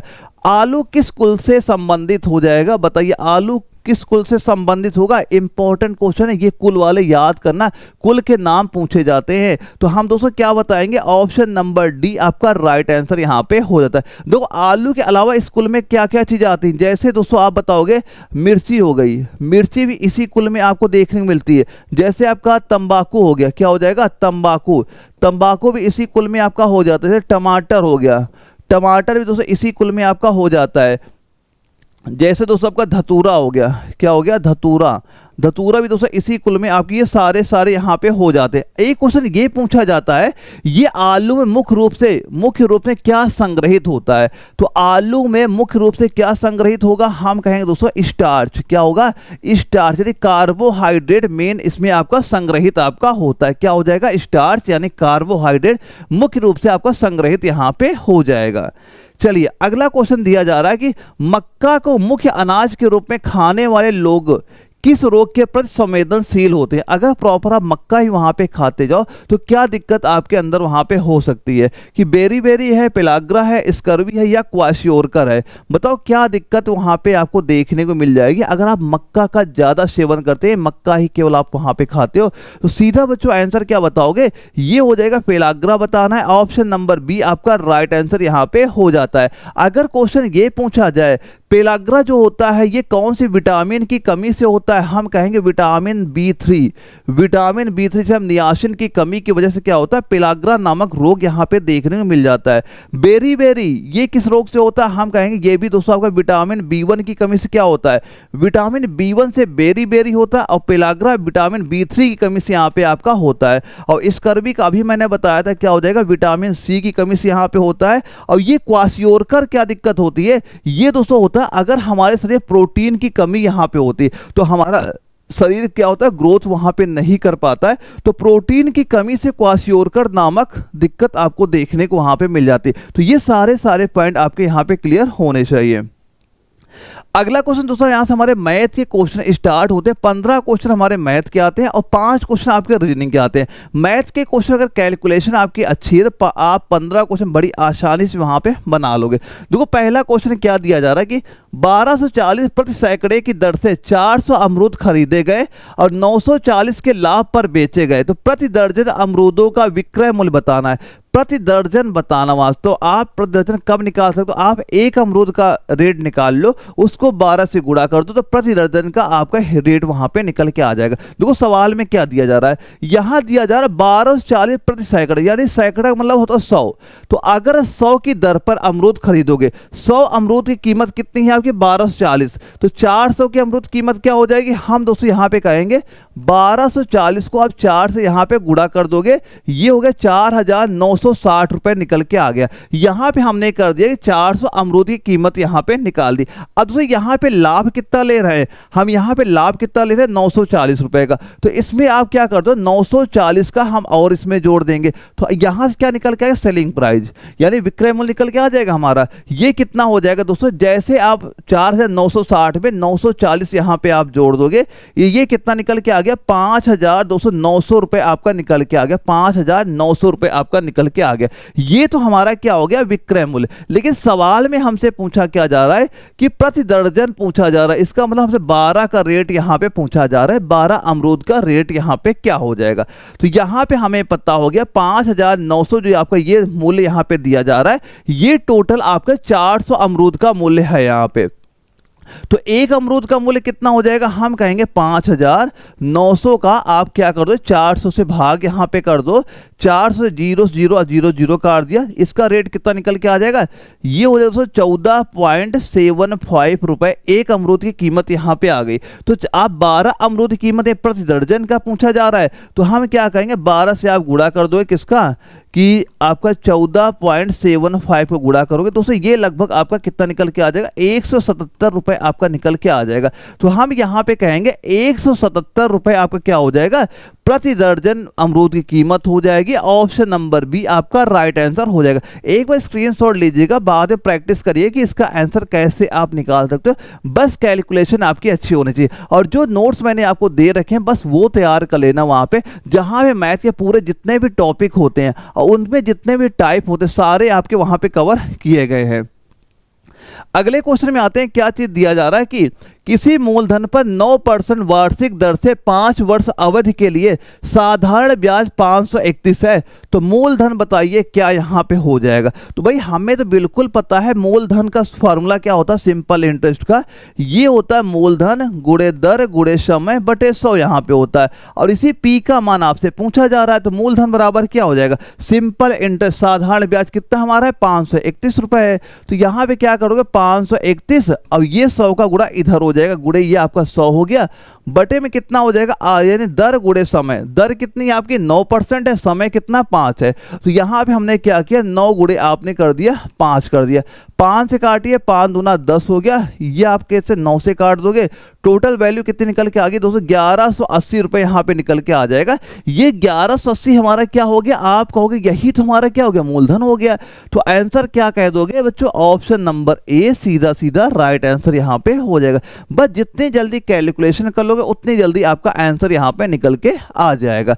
चलिए अगला क्वेश्चन ध्यान से देखिए क्या चीज पूछी जा रही है, 20 और 25 का तृतीय अनुपाती बताओ क्या होता है। यानी कि जब हमें 3 संख्याएं पता होती हैं, ए हो गया, बी हो गया, सी हो गया, तो यहां पे हमें एक फार्मूला पता है कि बी स्क्वायर बराबर आपका ये ए सी यहां पे होता है, तो तृतीय अनुपाती ये सी का मान पूछा जा रहा है, सी बराबर दोस्तों क्या हो जाएगा बी स्क्वायर बटे ए हमारा हो जाएगा। तो ये बी का मान कितना है 25 है, ए का मान आपका 20 है, तो इसका तृतीय अनुपाती क्या हो जाएगा, हम कहेंगे 25 गुणे 25 और बटे 20 हो जाएगा। 5 से काटो क्या बढ़ जाएगा, 5 चौको 20 गया, 5 25 हो गया, 25 गुणे 5 क्या, ये आपका 125 बटे 4 यहाँ पे हो गया। इसको सॉल्व करो कितना हो जाएगा दोस्तों 31.25 यहाँ पे निकल के आ जाएगा, कितना निकल के आ जाएगा 31.25 हो जाएगा। तो हम क्या कहेंगे इसका तृतीय अनुपाती क्या हो गया 31.25, ऑप्शन नंबर सी आपको सीधा सीधा टिक यहाँ पे कर देना। हर क्वेश्चन आपका इंपॉर्टेंट है, ऐसी तैयारी करनी है आपको। अगर आपका जून महीने में जो पेपर लगने वाला, जैसे जो मैं बता रहा हूं, जो क्वेश्चन की मैं प्रैक्टिस यहां पे करा रहा हूं, सारे सिलेक्टेड ही क्वेश्चन करा रहा हूं जो क्वेश्चन पेपर में पूछे जा रहे हैं। अगर आप इन क्वेश्चन के आंसर दे पा रहे हैं, मान चलिएगा तैयारी बिल्कुल सही आपकी यहां पे चल रही है। अच्छा ये बताओ 68 माइनस एक्स गुणे 4 प्लस, यानी एक आपको ये दिया जा रहा है, इसको बताओ आंसर क्या यहाँ पे आएगा। ये सारे ऑप्शन यहाँ पे हमारे दिए जा रहे हैं। देखो ये कभी भी ऐसे क्वेश्चन पूछे जाएं तो इसको सॉल्व करने का सीधा से आपको बदमाश फॉर्मूला का यूज करना है। सबसे पहले क्या सॉल्व करोगे, जो आपका बड़ा ब्रैकेट, फिर मझला ब्रैकेट, फिर छोटा ब्रैकेट, उसके बाद क्या होगा आपका, जैसे कि हम पहले सॉल्व करेंगे भाग, फिर गुणा, फिर जोड़, फिर घटाना, ऐसे पूरे एक क्रम से सॉल्व करोगे तो आपका आंसर आ जाएगा। तो यहाँ पे हम देखो क्या देख रहे हैं, इस सवाल में आप देखो क्या दिया है आपका, ये पहले आप इतना सॉल्व करो, ये आपको जो बड़ा ब्रैकेट यहाँ पे दिख रहा है इतना हम लोग पहले सॉल्व करेंगे, ठीक है। अब इस जो बड़े ब्रैकेट के अंदर, ये बड़ा ब्रैकेट हमारा यहाँ तक आपका आ रहा है, इसके अंदर आपको सॉल्व करना कि इसके अंदर कोई मझला ब्रैकेट है। देखो बड़ा ब्रैकेट ये क्या होता है आपका बड़ा ब्रैकेट, सबसे पहले हम इसे सॉल्व करेंगे, इसके अंदर अगर कोई मझला ब्रैकेट होगा फिर उसको हम सॉल्व करेंगे, फिर लास्ट में कोई छोटा ब्रैकेट है फिर इसको आपको सॉल्व करोगे, फिर इसके बाद आपको भाग है, फिर गुणा है, फिर जोड़ है, फिर घटाना, इसी क्रम में सॉल्व करोगे आपका आंसर आ जाएगा। देखो यहां पे हमने क्या किया, इस ब्रैकेट देखो पहले क्या, इसे सॉल्व करो तो 6 माइनस 5 करो कितना आ जाएगा, आप कहोगे इसकी वैल्यू आपकी 1 हो गई, तो 1 4 गुणे 1 करोगे, इसका इतना सॉल्व कर लिया, कितना हो गया, ये हमारा 4 दोस्तों हो गया, कितना हो गया 4। अब यहां पे देखो आगे क्या लिखा है 4 गुणे 3, ये क्या लिखा है गुणा लिखा हुआ है, फिर क्या कर देंगे 4 3 12, तो इसको सॉल्व किया कितना हमारा हो गया कि इतना दोस्तों, हम यहां से लेके इतना आप सॉल्व करो, ये हमारा हो गया कितना 12। अब यहां पे आप देखो 12 माइनस 12, तो 12 माइनस 12 मतलब कितना हो गया आपका 0, 12 माइनस 12 जैसे आपने इतना सॉल्व किया ये आपका हो गया पूरी वैल्यू यहाँ पे 0 आपकी हो गई। फिर यहाँ पे लिखा है भाग 15, तो 0 भाग 15 यानी कि 0 को अगर आपने 15 से भाग कर दिया, 0 को आपने 15 से भाग कर दिया तो वो भी हमारा क्या हो गया 0 हो गया। तो हमने कितना सॉल्व कर लिया, देखो यहाँ पे हमने सॉल्व कर लिया, यहाँ लेके ये आपका यहां तक का, ये पूरी वैल्यू आपकी 0 यहां पे हो गई, कितनी हो गई 0। अब आगे क्या लिखा 4, अब देखो कितना बच रहा है हमारा, इधर 68 बच रहा है, माइनस का 6 गुणे ब्रैकेट में क्या है यहाँ पे 4 और प्लस, अब देखो 4 और गुणे 0, ये 0 आपका फिर यहाँ पे हो जाएगा। इतना आपको सॉल्व और करना है। तो हमें पता है 4 का गुणे 0 से होगा, ये भी आपका 0 यहाँ पे हो गया। तो बचा कितना 68 माइनस का 6 गुणे 4 करोगे, ये आपका 224 हो गया। और 68 पे 24 आप जैसे माइनस करोगे ये कितना निकल के आ जाएगा, 44 निकल के आ जाएगा। तो आंसर क्या कह दोगे आप, सीधा सीधा बता देना 44, यानी ऑप्शन नंबर डी इस क्वेश्चन का आंसर यहाँ पे हो जाए। कितना हो जाएगा, ऑप्शन नंबर डी 44 आपका राइट आंसर हो जाएगा। कुछ नहीं, बस गुणा भाग करना है, जैसे मैंने बताया वैसे ही सॉल्व करना, आंसर आपका आ जाएगा। अच्छा इसका बताओ, एक आदमी ने एक वस्तु को 35,400 में बेची और इस प्रक्रिया में 18% का लाभ कमाया। यदि उसे इसने 33,000 में बेचा होता तो उसका लाभ या हानि बताओ क्या हो जाएगा। देखो हमें पता है, पहले आप निकालो क्रय मूल्य, कि हम लाभ या हानि तभी निकाल सकते हैं जब हमें क्रय मूल्य पता हो। तो एक बार सवाल ध्यान से पढ़ो कि क्या इसका आंसर आप यहाँ पे निकाल पाओगे, फिर मैं इसका सोल्यूशन आपको बताता हूँ। देखो कैसे आप सॉल्व करोगे। यहाँ पे हमें पता है कि 18% लाभ बराबर ये दिया गया 35,400। हमें पता जो क्रय मूल्य होता है, सीपी होता है, ये हमेशा आपका 100% यहाँ पे होता है। और यहाँ पे ये जो 18% लाभ का मतलब होता है, ये हमें दी गई वैल्यू 118 बराबर दी गई है, 35,400 यहाँ पे दी जा रही। तो यहाँ से क्या हम 100% निकाल सकते हैं, बिल्कुल निकाल सकते हैं। तो 1% हो जाएगा 35,400 बटे 118, तो 100% बराबर क्या हो जाएगा, 100% बराबर क्या हो जाएगा, हम कहेंगे दोस्तों 35,400 बटे 118 गुणे यहाँ पे 100 करो। इसको सॉल्व करो, कितना आ जाएगा, इसको तो सॉल्व करो, ये आपका निकल के आएगा 30,000। कितना निकल के आ गया, 30,000 निकल के आ गया। यानी हमें क्या चीज पता हो गई, हमें पता हो गई उस वस्तु का क्रय मूल्य कितना है, हमें पता हो गया 30,000 यहाँ पे दिया जा रहा है। अब सवाल में आता है, यदि हम इसे 33,000 का बेच दें, अब इसे अगर सेलिंग प्राइस अब कितना हो गया, आपने कहा 33,000 का हम बेच दें, तो ये बताओ हमें लाभ होगा हानि को, भाई हानि तो होगा ही नहीं। मान लो 30,000 सामान थी, हमने 33 बेच दी, हमें लाभ ही वहां पे हुआ। तो जो आपके ऑप्शन हानि वाले रहेंगे वो तो सीधा सीधा आपको यहाँ पे काट ही देना है कि हानि तो हमें होगी नहीं। तो लाभ कितना होगा, तो बताओ कितने का प्रॉफिट हो रहा है, हम कहेंगे 3,000 का। तो परसेंटेज के लिए हम लोग क्या करते हैं, जो आपका लाभ होता है बटे क्रय मूल्य कितना है 30,000 यहाँ पे आपका दिया गया है, और गुणे क्या करोगे 100 यहाँ पे कर दोगे। दो जीरो ये कट गए हमारे, ये इससे ये कट गया, इससे ये कट गया, 3 से भाग किया, कितना निकल के आ गया दोस्तों, आपका 10% यहाँ पे हो गया। तो हम क्या कह देंगे, हमें 10% का प्रॉफिट होगा। तो ऑप्शन क्या राइट हो गया आपका, ऑप्शन सी आपका राइट आंसर यहाँ पे हो गया। बस सवाल में जो चीज दी जा रही है बस वैसे लगाते जाओ, आपके आंसर वहां पे आ जाएगा। अगले सवाल में आओ, क्या चीज यहां पे दी जा रही है, एक मेज का अंकित मूल्य 8,980 है, दुकानदार 19% की छूट देता है, तो इसका विक्रय मूल्य बताओ क्या यहां पे हो जाएगा। कैसे सॉल्व करोगे, ध्यान से देखो भाई, हमें पता है कि अगर आपका मूल्य कितना है 8,980 रुपए का है यहाँ पे। अब यहाँ पे अगर हमने 19% की छूट दे दी तो इसका भाई पहले निकाल 19% निकालो, इसमें माइनस कर दो, आपका आंसर आ जाएगा। तो इसका अगर हम क्या निकाल दें 19%, चाहो तो 19% यहाँ पे निकाल लो। बताइए 19% इसका कितना यहाँ पे हो जाएगा, इसको सॉल्व करो, बताओ 19% इसका कितना यहाँ पे हो जाएगा। इसको दोस्तों जैसे आप डिवाइड करोगे ये हो जाएगा 1706.2 यहाँ पे निकल के आएगा। ये तो हो जाएगा हमारा 19% वैल्यू आपके निकल के आ गई। अब ये 19% इतना हमने क्या कर दिया, छूट दे दिया। अब यहाँ पे आप ये माइनस कर दो वैल्यू कि 8,980 में आपने क्या माइनस कर दिया, माइनस का 1706.2, ये आप माइनस कर दोगे।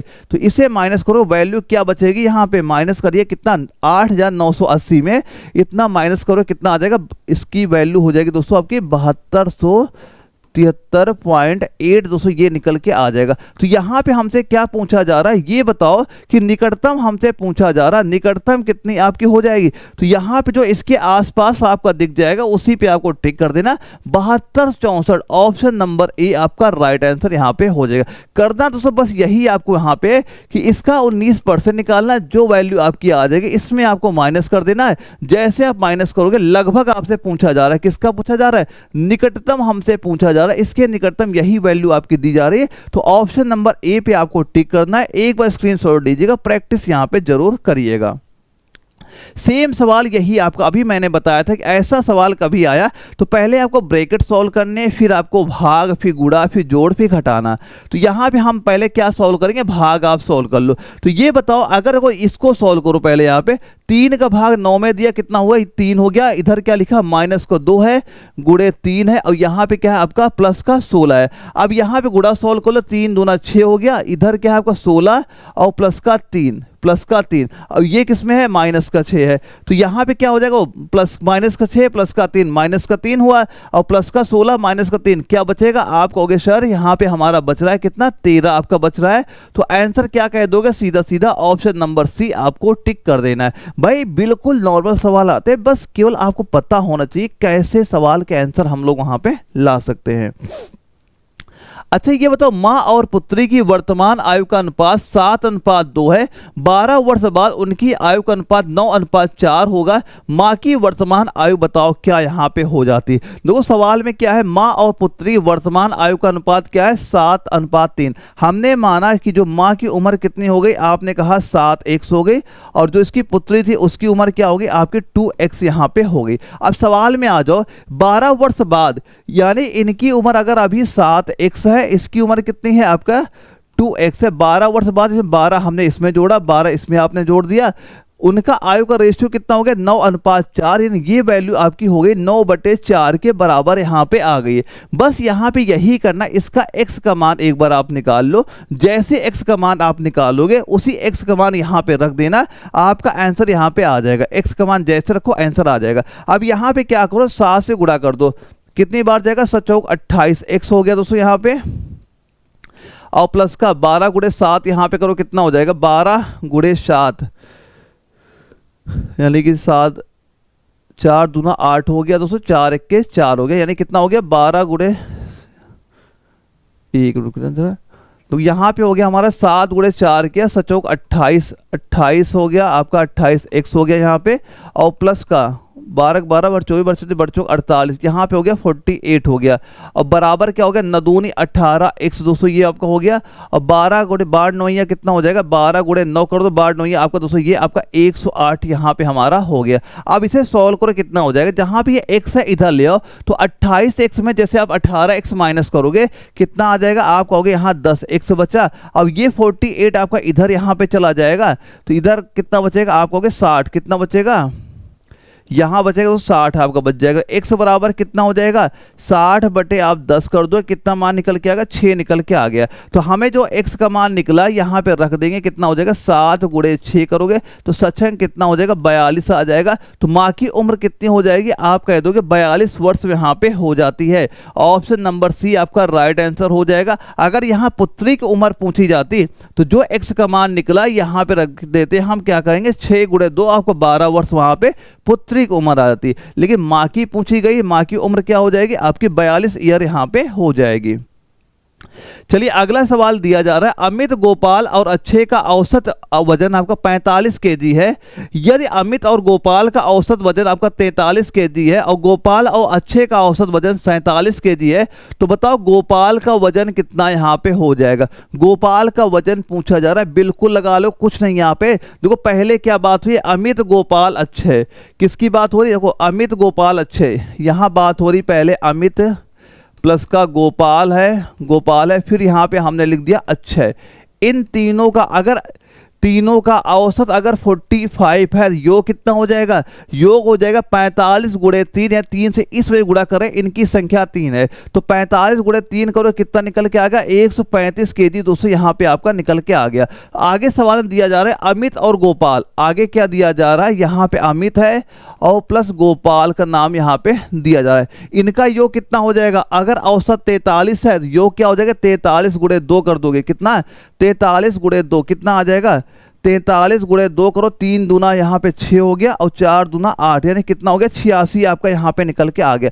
आगे सवाल में आ जाओ, क्या दिया जा रहा है, गोपाल और अक्षय, फिर क्या दे दिया हमें, यहाँ पे गोपाल है और प्लस का नाम अक्षय है, इनका योग कितना हो जाएगा, अगर औसत 47 है, योग कितना हो जाएगा 7 दूना 14 के 4 हासिल है, 4 दूनी 8 1 9, 94 यहाँ पे निकल के आ जाएगा। अब हमसे पूछा किसका जा रहा है, गोपाल का बताओ कितना हो जाएगा, गोपाल का आपसे पूछा जा रहा है, गोपाल का बताना है, कैसे निकालोगे। देखो गोपाल का 2 तरीके से यहाँ पे निकाल सकते हो, किसका गोपाल का, पहले तो ये बताओ अगर यहाँ पे गोपाल अक्षय का कितना है अच्छे गोपाल किसका, अमित का है, गोपाल का, अच्छे का, टोटल 135 है। अगर इसको हम नाम दे समीकरण 1 दे दें, इसको 2 दे दें, इसको हम 3 दे दें, अगर इस नीचे वाले को हम ऊपर वाले माइनस कर दें तो यहां से हमारा क्या कट जाएगा, यहां से हमारा गोपाल का कट जाएगा और यहां से हमारा अच्छे का कट जाएगा। तो हमें किसका पता चल जाएगा, अमित का पता चल जाएगा। तो अमित की आयु कितनी यहां पे हो जाएगी, हम कहेंगे अगर 135 में ये वाला हम माइनस कर रहे हैं कितना, 94 का, कितना निकल के आ जाएगा, 5 में 4 घटाओगे 1 हो गया, यहाँ 13 में 9 माइनस करो कितना हो जाएगा, 9 1 10, यहाँ पे 4 यानी 41 किसका निकल के आ गया, ये निकल के आ गया अमित का। अगर अमित का हमें पता हो गया तो यहाँ पे इसमें अब रख दो, यहाँ पे अमित और गोपाल का 86 है यहाँ पे, तो अमित का हमें कितना पता है, अमित का भी हमने निकाला 41 पता है, तो गोपाल का कितना हो जाएगा, गोपाल का दोस्तों हो जाएगा 86 में आप ये 41 माइनस करोगे, 6 में 1 माइनस कर दो कितना आ जाएगा आपका 5 हो जाएगा, और यहाँ पे 8 में 4 माइनस कर दो कितना को 4 हो जाएगा। तो हम क्या कहेंगे, गोपाल की एज कितने निकल के आ जाएगी, 45। तो ऑप्शन नंबर डी पे आपको टिक कर देना। बस यहाँ पे जो चीज जैसी वैल्यू आपको दी जा रही है वैसे सॉल्व करते चलना। ये क्वेश्चन आपका दानापुर एआरओ में जीडी के पेपर में क्वेश्चन पूछा गया था और इसी लेवल के क्वेश्चन आपके पेपर में वहां पे अब दिखाई पड़ेंगे। अगला क्वेश्चन आता है कि 8 16 18 20 और 35 से सबसे छोटी संख्या x को भाग दिया जाता है तो प्रत्येक स्थिति में शेषफल आपका 3 होता है, लेकिन x को अगर 7 से हम विभाज्य है तो x का मान बताओ। यानी ये अगर x जो संख्या है 7 से आपकी विभाज्य है, उस संख्या x का मान बताओ। भाई कभी भी ऐसा क्वेश्चन पूछा जाए, सिंपल सा करना क्या है, 8 16 18 20 25 इनका आपको एलसीएम ले लेना है। तो इन संख्याओं का एलसीएम कितना होगा, 8 16 18 20 25 का आप एलसीएम निकालो। तो इन सभी का दोस्तों आपका एलसीएम कितना निकल के आ जाएगा, हम कहेंगे दोस्तों 3600 आपका क्या होगा, एलसीएम यहाँ पे हो जाएगा। एलसीएम निकालना आप सभी को आता ही, वहां पे गुणनफल खंड विधि का यूज करना, एलसीएम पहले आपको निकाल देना। अब दोस्तों वो संख्या हमारी क्या हो जाएगी, तो संख्या दोस्तों क्या बताओगे, संख्या दोस्तों हमने मान ली 3600 के और प्लस का 3, ये संख्या दोस्तों हमारी हो गई 3600 के प्लस 3। अब हमें ये केवल निकालनी है क्योंकि हमें पता है ये संख्या 7 से कब कटेगी। अगर इसका हम के का मान यहाँ पे क्या रख दें कि संख्या पूरी 7 से आपकी कट जाएगी, तो जो वैल्यू आपकी निकलेगी वही आंसर हमारा हो जाएगा। बस सिंपल सा आपको एलसीएम निकालना है। 3600 प्लस के और प्लस 3 हमने किस वजह से यहाँ पे ऐड किया कि सवाल में बोला जा रहा है 3 शेषफल प्राप्त होता है, तो 3 शेषफल तभी आपकी ये प्राप्त वहां पे होगा जब आपको 7 से कट जाए और 3 शेषफल आ जाए। तो यहां पे आप ये करो, जो के जहां लिखा है के की जगह 1 2 3 ऐसी वैल्यू यहां तब तक आपको रखनी है जब तक ये संख्या आपकी पूरी 7 से यहां पे ना कट जाए। तो अगर तो यहां पे हम ये रखें के का मान 1 रख दें तो ये कितना हो जाएगा, 36 हो गया। के का मान अगर आप यहाँ पे 1 रखते हो तो ये हो गया 36। तो क्या ये 7 से कट रही है, हमें 7 से नहीं कट रही है, तो ये प्लस 3 यहाँ पे करोगे, यानी ये अगर आपका 3603 निकल के आ रही है, 7 से आपके नहीं कट रही है। जब यहाँ पे आपने 2 रखा था, 36 गुणे 2 हमारा कितना हो गया, ये हो गया दोस्तों आपका 7200। तो कितना हो गया, 7200 आपका हो गया, और प्लस का 3 जोड़ा, ये कितना हो गया आपका 7203 हमारा यहाँ पे हो गया। अब ये बताओ ये क्या जो आपकी 7203 है, ये संख्या क्या पूरी 3 से कट रही है? आप यहाँ पे 7 से काट के देखो कितना हो रहा है कि ये कितना हो जाएगा। आप जैसे 7 से भाग करो, हमें पता है 1029 यहाँ पे आ गया, यानी हमने कह दिया ये संख्या पूरी पूरी आपकी 7 से वहां पे डिवाइड हो रही है। तो वो संख्या अभी क्या हो जाएगी, हम कहेंगे कितनी हो जाएगी, 7203। आंसर क्या बताओगे, 7203, यानी ऑप्शन नंबर बी आपका राइट आंसर यहाँ पे हो जाएगा। सिंपल से करना है क्या, जो संख्याएं दी जाएंगी उनका आपको एलसीएम ले लेना है। इसके बाद संख्या आपको ये मान लेनी है कि जो आपका एलसीएम आएगा 36, ओके, यहाँ पे एक हम संख्या लिख देंगे और जो शेषफल आपका बच रहा है शेषफल आपको यहाँ पे ऐड कर देना है। इसके बाद के का मान आपको यहाँ पे 1 2 3 ऐसे रखते जाना है, तब तक आपको मान रखना है जिस संख्या का हमसे पूछा जा रहा है कि ये संख्या पूरी पूरी उससे कट वहां पे ना जाती हो। तो जैसे वो संख्या आ जाएगी वही आपका इस क्वेश्चन का आंसर यहाँ पे हो जाएगा। अगले क्वेश्चन में आते हैं, क्या चीज यहाँ पे दी जा रही है, 3 व्यक्ति एक साथ टहलने के लिए निकलते हैं, उनके कदमों की लंबाई क्रमशः 90 सेंटीमीटर, 95 सेंटीमीटर, 75 सेंटीमीटर है। प्रत्येक को कितनी न्यूनतम दूरी तय करनी चाहिए ताकि वे उस दूरी को पूर्ण कदमों में तय कर सके। देखो न्यूनतम शब्द जब भी वहां पे लग जाए, न्यूनतम शब्द दोस्तों जब भी आपका ये वहां पे लगेगा आपको समझ में आ जाना चाहिए हमें एलसीएम पूछा जा रहा है। तो यहाँ पे 90 95 95, 75 इन तीनों का एलसीएम आपको निकालना है। तो जैसे हम 90, 95, 75 का दोस्तों आप एलसीएम निकालोगे तो दोस्तों इनका एलसीएम कितना आपका हो जाएगा, आप सीधा कहोगे एलसीएम हो गया आपका 8550 ये सेंटीमीटर, ये हमारा दोस्तों एलसीएम यहाँ पे आपका हो जाएगा। एलसीएम निकालना आपको पता ही, वहां पे हमने कई सारे क्वेश्चन आपको प्रैक्टिस भी वहां पे करा दिए कि गुणनखंड विधि का आप कैसे बड़ी आसानी से एलसीएम यहाँ पे निकाल सकते हो। देखो आप बेसिक देखो कैसे निकलता है, 90 हुआ, 95 हुआ, 75 हुआ। इस संख्या को आप तब तक आप काटते वहां पे जाओगे जब तक आपका एक यहाँ पे ना आ जाए। तो यहाँ पे जो संख्याएं आएंगे उनको आप गुणा करोगे, ये 8550 दोस्तों यहाँ पे आपकी संख्या निकल के आएगी। अब देखो सवाल में क्या पूछा जा रहा है, बस जो ही आपका एलसीएम निकलेगा वही आंसर हो जाएगा। लेकिन यहाँ सवाल दिया जा रहा है हमें मीटर में बताना है। ये अगर 8550 किस में आपका, ये सेंटीमीटर में दिया जा रहा है, तो इसको मीटर में बदलो कि 8550 को मीटर में क्या करेंगे, 100 से भाग कर देंगे, ये 0 0 कर जाएगा, ये दशमलव यहां पे लग जाएगा, तो 85.5 ये किस में आ जाएगा, हम कहेंगे मीटर में। तो आंसर क्या हो गया दोस्तों, 85.5 मीटर हो जाएगा। ऑप्शन नंबर बी पे आपको टिक यहां पे कर देना है। दो ये क्वेश्चन अगर वहां पे कंफ्यूजन होती है जब आपका पेपर सबसे आखिरी में ऐसे क्वेश्चन वहां पे सॉल्व करने, क्योंकि ये क्वेश्चन आपका टाइम वहां पे लेंगे काफी। अगला क्वेश्चन क्या दिया जा रहा है, सुधा का व्यय उसकी बचत से 175% अधिक है। यदि उसके व्यय में 12% की कमी हो जाए और बचत में 40.5% की वृद्धि हो जाती है तो उसकी आय में कितने परसेंट की वृद्धि हो जाएगी, ये सवाल यहां पूछा जा रहा है। भाई सवाल में कुछ नहीं है, बिल्कुल बेसिक है, बस कैलकुलेशन ही आपसे यहां पूछी जा रही है। देखो हमने मान लिया कि सुधा की व्यय उसकी बचत से, अगर तो आपने ये मान लो स्टार्टिंग में हमने क्या मान लिया, ये बताओ अच्छा उसकी जो हमने मान लिया कि जो उसकी बचत है, पहले तो आप ये मान लो कोई एक वैल्यू मान लो, कुछ भी मान लो, हमने माना बचत अगर उसकी 100 हो गई तो सुधा की जो व्यय है उसकी बचत से 175% अधिक है, तो इसका ये बताओ व्यय क्या हो जाए, खर्चा क्या हो जाएगा। अगर इसका 175% अधिक है यहाँ पे तो 100 तो ये हो जाएगा और ये क्या हो जाएगा 175% अधिक, तो 175 तो और जुड़ जाएगा वहां पे, 100 ये 175 वो, तो हम क्या कह देंगे उसका व्यय कितना हो गया 275, तो हमारा ये हो गया। अब ये बताओ उसकी आय क्या थी यहाँ पे, अगर बचत उसकी 100 रुपए है, खर्चा 275 है, तो उसकी कमाई आय क्या थी, हमने कहा 375 रुपए आय थी। ये आपने पहले अलग कर दिया। अब देखो सवाल में आगे क्या दिया जा रहा है, यदि उसके व्यय में 12% की कमी हो, अगर व्यय यहाँ पे हमारा 275 दिया जा रहा है, अब व्यय कितना हो गया यहाँ पे, खर्चा अब कितना यहाँ पे हो जाएगा कि 275 में 12% कमी, तो 275 ये दिया जा रहा है, इसका आप जैसे 12% निकालो, 12% इसका कितना निकलता है दोस्तों, आप क्या कहोगे 275 का 12%, ये आपका 33 यहां पे निकल के आएगा। तो 275 में अब जैसे 33 माइनस करोगे तो ये वे अब कितना हो जाएगा, हम कहेंगे दोस्तों 242, कितना हो गया 242 आपका यहां पे हो जाएगा।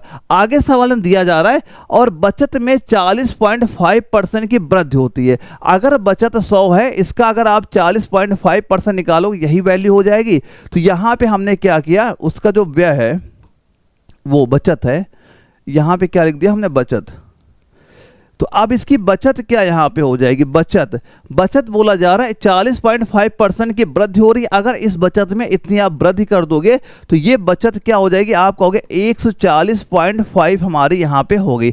अब बताओ आय क्या हो जाएगी, व्यय और बचत इन दोनों को आप जैसे यहां पे जोड़ोगे तो आय कितनी हो जाएगी, 242 में 140.5 जोड़ दो यहां पे, ये दोस्तों कितना हो जाए 382.5 यहां पे निकल के आ जाएगी। ये नई आय इसकी होगी। अब सवाल में यही चीज तो हमसे पूछी जा रही है, ये बताओ उसकी आय में कितने परसेंट की वृद्धि हो गई। इसकी पहले आय उसकी 375 थी, अब आय इसकी हो गई 382.5 हो गई, तो कितने परसेंट की वृद्धि हुई कैसे निकालोगे, नीचे पहले आय क्या थी 375, यहां रखा आपने 375 रख दिया।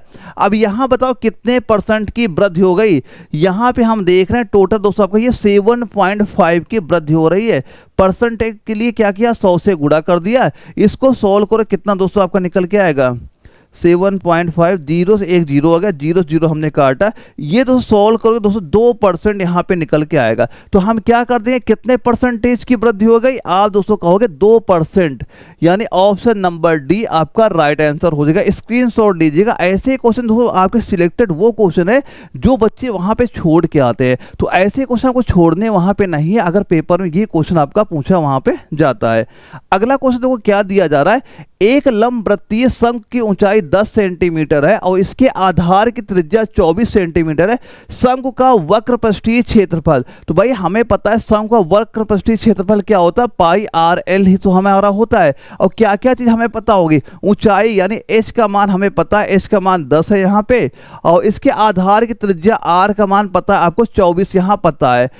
दो हमें पहले एल का मान निकाल लो, क्योंकि क्या हमें एल चाहिए इसके लिए। तो हमें पता है कि आपका जो एल होता है, तिर्यक ऊंचाई होती है, ये आपका फार्मूला होता है आर स्क्वायर प्लस का एच स्क्वायर ही तो हमारा होता है। अब यहाँ से आर का भी मान पता है, एच का मान पता है, यहाँ सारी वैल्यू रखे एल का मान निकाल देंगे। तो इन दोनों संख्याओं का वर्ग बताओ क्या हो जाएगा, वर्ग कितना हो जाएगा, यानी 24 का वर्ग करोगे कितना हो जाएगा, ये आपका 676 हो गया। वो ये बताओ 24 का वर्ग पहले हो गया, 24 का वर्ग कितना हो जाएगा, हम कहेंगे 576, और यहाँ पे आपका 10 का वर्ग कितना हो जाएगा, आपका ये 100 हो गया। इसका आपको वर्गमूल निकालना है, ये इनका योग कितना हो जाएगा, आपने कहा इन दोनों संख्याओं का योग हो गया 676 आपका हो गया। तो ये वो किस संख्या का वर्गमूल हो जाएगा, हम कहेंगे 26 का। तो आपका एल का मान कितना निकल के आ गया, 26 यहाँ पे निकल के आ गया। अब पूछा जा रहा है उसका पृष्ठीय क्षेत्रफल पाई आर एल, तो सारी वैल्यू यहाँ पे रख दो, पाई का मान पाई रख दिया आपने, आर का मान कितना आपका दिया गया 24 दिया जा रहा है यहाँ पे, और एल का मान अभी मैंने कितना निकाला, आपने 26 निकाला, तो गुणे 26 यहाँ पे करोगे,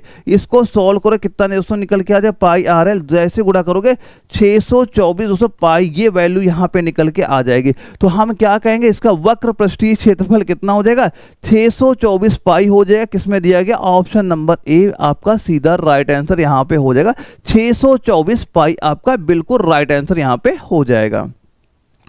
अगला क्वेश्चन आता है कि वह अनुपात ज्ञात कीजिए जिसमें आपका 8.3 प्रति किलोग्राम चावल वाले को आपका 5.30 किलोग्राम चावल वाले के साथ मिलाया जाए तो आपका ये 6.30 प्रति किलोग्राम का मूल्य का मिश्रण प्राप्त हो। तो बताओ बस इसमें क्या करना, इनका माइनस करके यहाँ पे जो रेशियो आपका आएगा वही आपका आंसर आ जाएगा।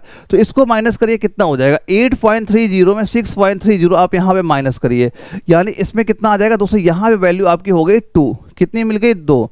अब यहाँ 5.30 में 6.30 माइनस करोगे, यहाँ मिल गया 1। तो दोस्तों इनका रेशियो आप क्या बता दोगे, इनका रेशियो बताओ कितना आपका हो जाएगा, आप कह दोगे पहले क्या दिया जा रहा है, मूल्य का मिश्रण बताइए, तो 1:2 का आपका रेशियो यहाँ पे आ गया। लेकिन सवाल जस्ट इसका उल्टा पूछा गया है, तो हम रेशियो क्या बताएंगे, ऑप्शन नंबर बी यानी कि 2.1।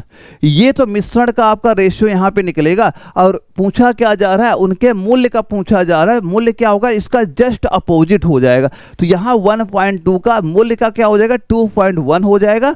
तो ऑप्शन नंबर बी आपका बिल्कुल करेक्ट आंसर यहाँ पे हो जाएगा, जो कि आपका जालंधर एआरओ में जीडी के पेपर क्वेश्चन आपका पूछा गया था।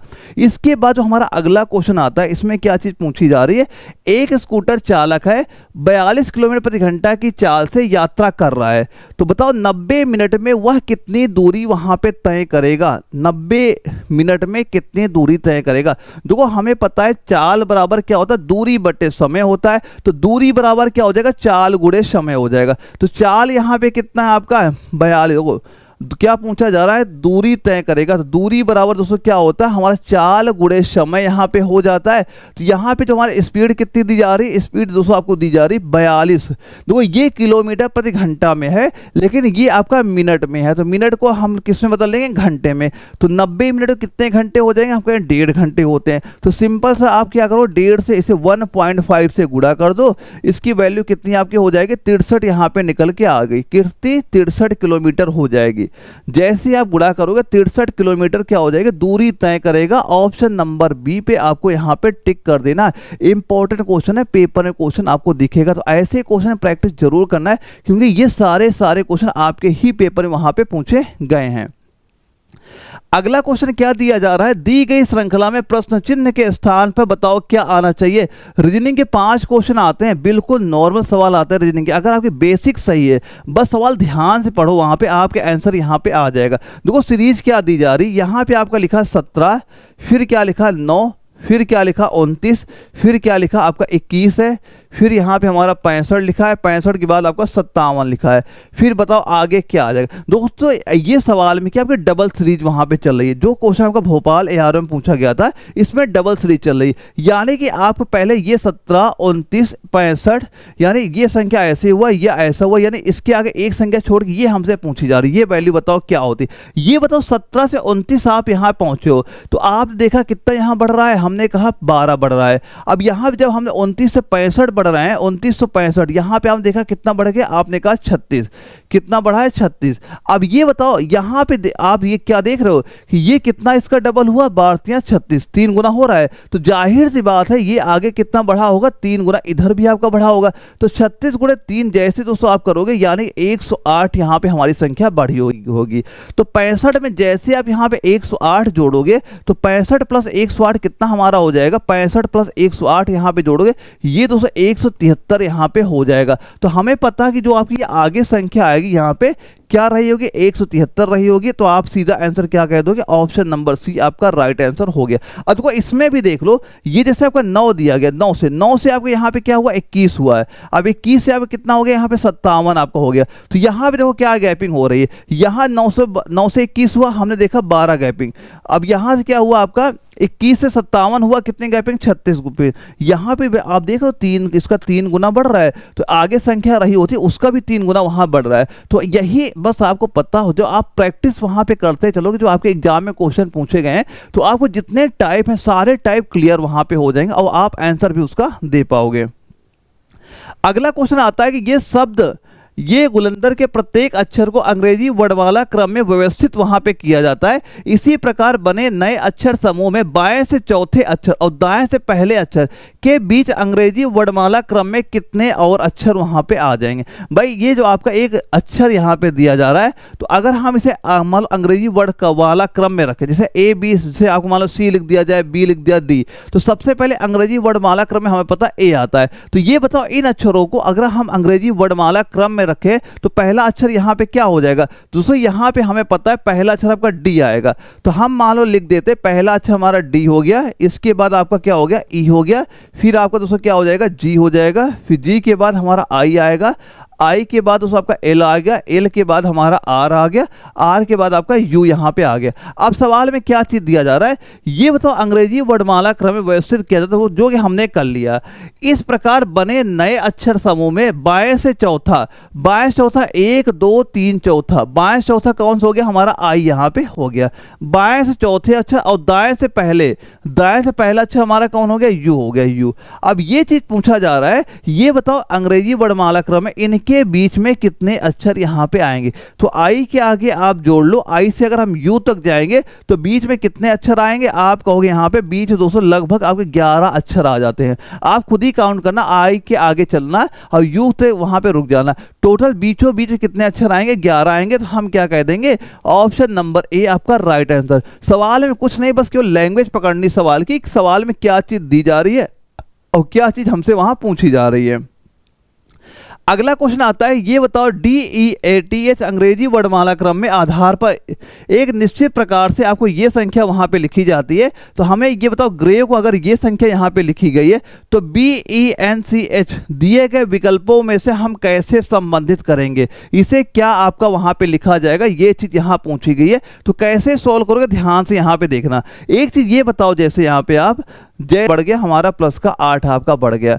ये क्वेश्चन कुछ मिसप्रिंट हमें लग रहा है, यहाँ पे कुछ गलत हो गया यहाँ पे। एक बार दोस्तों ये क्वेश्चन आप सॉल्व करके यहाँ पे देखना, होमवर्क के लिए दे रहा हूँ वहाँ पे क्लियर। अगला क्वेश्चन क्या आपका दिया जा रहा है कि अंग्रेजी वर्णमाला क्रम के आधार पर एक निश्चित तरीके में YFOT को आपका CIRX संबंधित है, उसी प्रकार आपका UBHW आपका YEKA संबंधित है। वो सेम वैसा ही सवाल आपका ये भी यहाँ पे आ गया है। ये क्वेश्चन आपका दानापुर ARO में पूछा पूछा गया था वो कैसे सॉल्व करो, ध्यान से यहाँ पे देखना। हमने माना जो आपको देखो क्या लिखा है, ध्यान से लिखना। यहाँ पे अगर लिखा पहले y लिखा है, यहाँ पे हमने f लिखा है, फिर ये आपका o लिख दिया, फिर आपका t लिख दिया। इसको क्या आपका लिखा गया, c लिखा गया, यहाँ पे i लिखा गया है, इसको r लिख दिया गया, इसको x लिख दिया गया। अब बताओ यहाँ पे देखो ये नंबर क्या होता है, y आपका 25वें नंबर पे आता है, ये आपका 30वें नंबर पे आता है। तो y के आगे दोस्तों जब हम लोग यहाँ पे चले +4 आगे, यानी जैसे z के आगे फिर आप चलोगे तो आपका c आ गया। अब f के आगे दोस्तों जैसे हम यहाँ पे 3 चले आपका i आ गया, o के आगे दोस्तों हमने 3 चले आपका r आ गया, टी से दोस्तों आपने जब 4 चले आपका कितना आ गया, x यहाँ पे आ गया। यानी हम देख रहे हैं +4 +3 +3 +4 ये क्रम यहाँ पे आपका चल रहा है। सेम दोस्तों यही क्रम हमने यहाँ पे देखो ये u से y हो गया, यहाँ देखो यहाँ भी वही सेम क्रम आपका चल रहा है। तो हमसे पूछा किसका जा रहा है, यहाँ पे हमसे पूछा गया है हमें ये बताओ अब कि आपका S हो गया, A हो गया और इधर आपका E हो गया और यहाँ पे X हो गया। अब इसमें आप बताओ क्या हो जाएगा। तो भाई हम बड़ी आसानी से बताएंगे। S में आप जैसे +4 यहाँ पे जोड़ोगे ये आपका कितना हो गया, W हो गया। यहाँ पे जैसे आप 3 जोड़ोगे ये कितना हो गया, D हो गया। E में जैसे दोस्तों आपने 3 जोड़ा ये हमारा क्या हो गया, H हो गया। X में दोस्तों जैसे आप यहाँ पे 4 जोड़ा ये आपका कितना हो गया, B आपका यहाँ पे हो गया। तो हम कहेंगे WDHB, क्या आंसर हो जाएगा, WDHB, यानी ऑप्शन नंबर सी आपका राइट आंसर हो गया। तो पिछले वाला सवाल तो इसी क्रम में लगा के एक बार देखिएगा कि क्या इसका आंसर आ रहा है कि नहीं आ रहा है। तो उसका कुछ शायद मिसप्रिंट वहां पे है, जो कल मैं इसका करेक्शन करा के उसका भी आंसर वहां पे करवा दूंगा। अगला क्वेश्चन दोस्तों क्या चीज हमें दी जा रही है, किसी निश्चित कोड भाषा में RUBG को आपका MGRCTP के रूप में कोडबद्ध वहां पे किया जाता है और आपका यू नीड रेस्ट को आपका RCASBO के रूप में कोडबद्ध किया जाता है। तो ये बताओ दी गई कोड भाषा में यू को किस प्रकार वहां पे संबंधित होगा। भाई जहां पे यू आपको दिख रहा हो उस पे आपको टिक यहां पे कर देना है। जैसे यू एक हमें यहां पे दिख रहा है और यहां पे यू आपका यहां दिख रहा है। अब ये बताओ इनमें से कॉमन क्या है, जैसे RCASBO, तो यहाँ पे हाँ देखो यू यहाँ है, यू यहाँ है, तो हमें दोनों में कॉमन जो चीज़ दिख जाएगी वही आंसर हो जाएगा। तो यहाँ बताओ RC लिखा, क्या RC दिख रहा है, हाँ RC दिख रहा है। AS यहाँ लिखा है, AS यहाँ पे बिल्कुल नहीं है। BO यहाँ पे, BO वहाँ पे नहीं है। तो जो चीज़ दोस्तों यहाँ पे कॉमन आपको मिल जाएगी वही आपका उस क्वेश्चन का आंसर हो जाएगा। तो हमें RC कॉमन मिला है तो हम सीधा सीधा क्या कह देंगे, ऑप्शन नंबर बी इसका राइट आंसर यहाँ पे हो जाएगा। तो दोस्तों यहाँ पे हमने सारे क्वेश्चन प्रैक्टिस यहाँ पे कर लिए। अब ये बताना क्या स्कोर दोस्तों यहाँ पे आपका हुआ है। तो जो बच्चे नए हैं पहली बार यहाँ पे तैयारी कर रहे हैं उनको ये नहीं पता कि क्या चीज हम तैयार करें जहां से पेपर क्वेश्चन पूछे जाते हैं। दोस्तों यहाँ पे जो आपके ये प्रीवियस ईयर क्वेश्चन जितने भी आपके ARO में क्वेश्चन आ चुके हैं वो सारे मैंने आपके एप्लीकेशन वहां पे अपलोड करा दिए। अब ये जो क्लास यहाँ पे चले इसकी प्रैक्टिस सेट भी आपको एप्लीकेशन वहां पे देखने को मिल जाएगी। सीधा प्ले स्टोर पे जाना, NA वाला सर्च करना, ये एप्लीकेशन ओपन हो जाएगा। इसी फोल्डर के अंदर दोस्त कंप्लीट आपको नोट्स मिल जाएंगे, प्रैक्टिस सेट मिल जाएंगे, प्रीवियस ईयर क्वेश्चन मिल जाएंगे। बस एग्जाम पहले एक बार वो तैयार कर लेना, जब पेपर आपका लगेगा यहां से खुद ही कहोगे सर एग्जाम में क्वेश्चन हमारे देखने को मिल गए। इसके बाद दोस्तों कल जो अपनी अगली प्रैक्टिस सेट आएगी जो 6:30 बजे वहां पे होगी, वहां भी हम लोग इंपॉर्टेंट क्वेश्चन कल प्रैक्टिस सेट वहां भी करेंगे। तो ओके दोस्तों हम लोग मिलते हैं कल एक अगले सेट में, तब तक के लिए जय हिंद।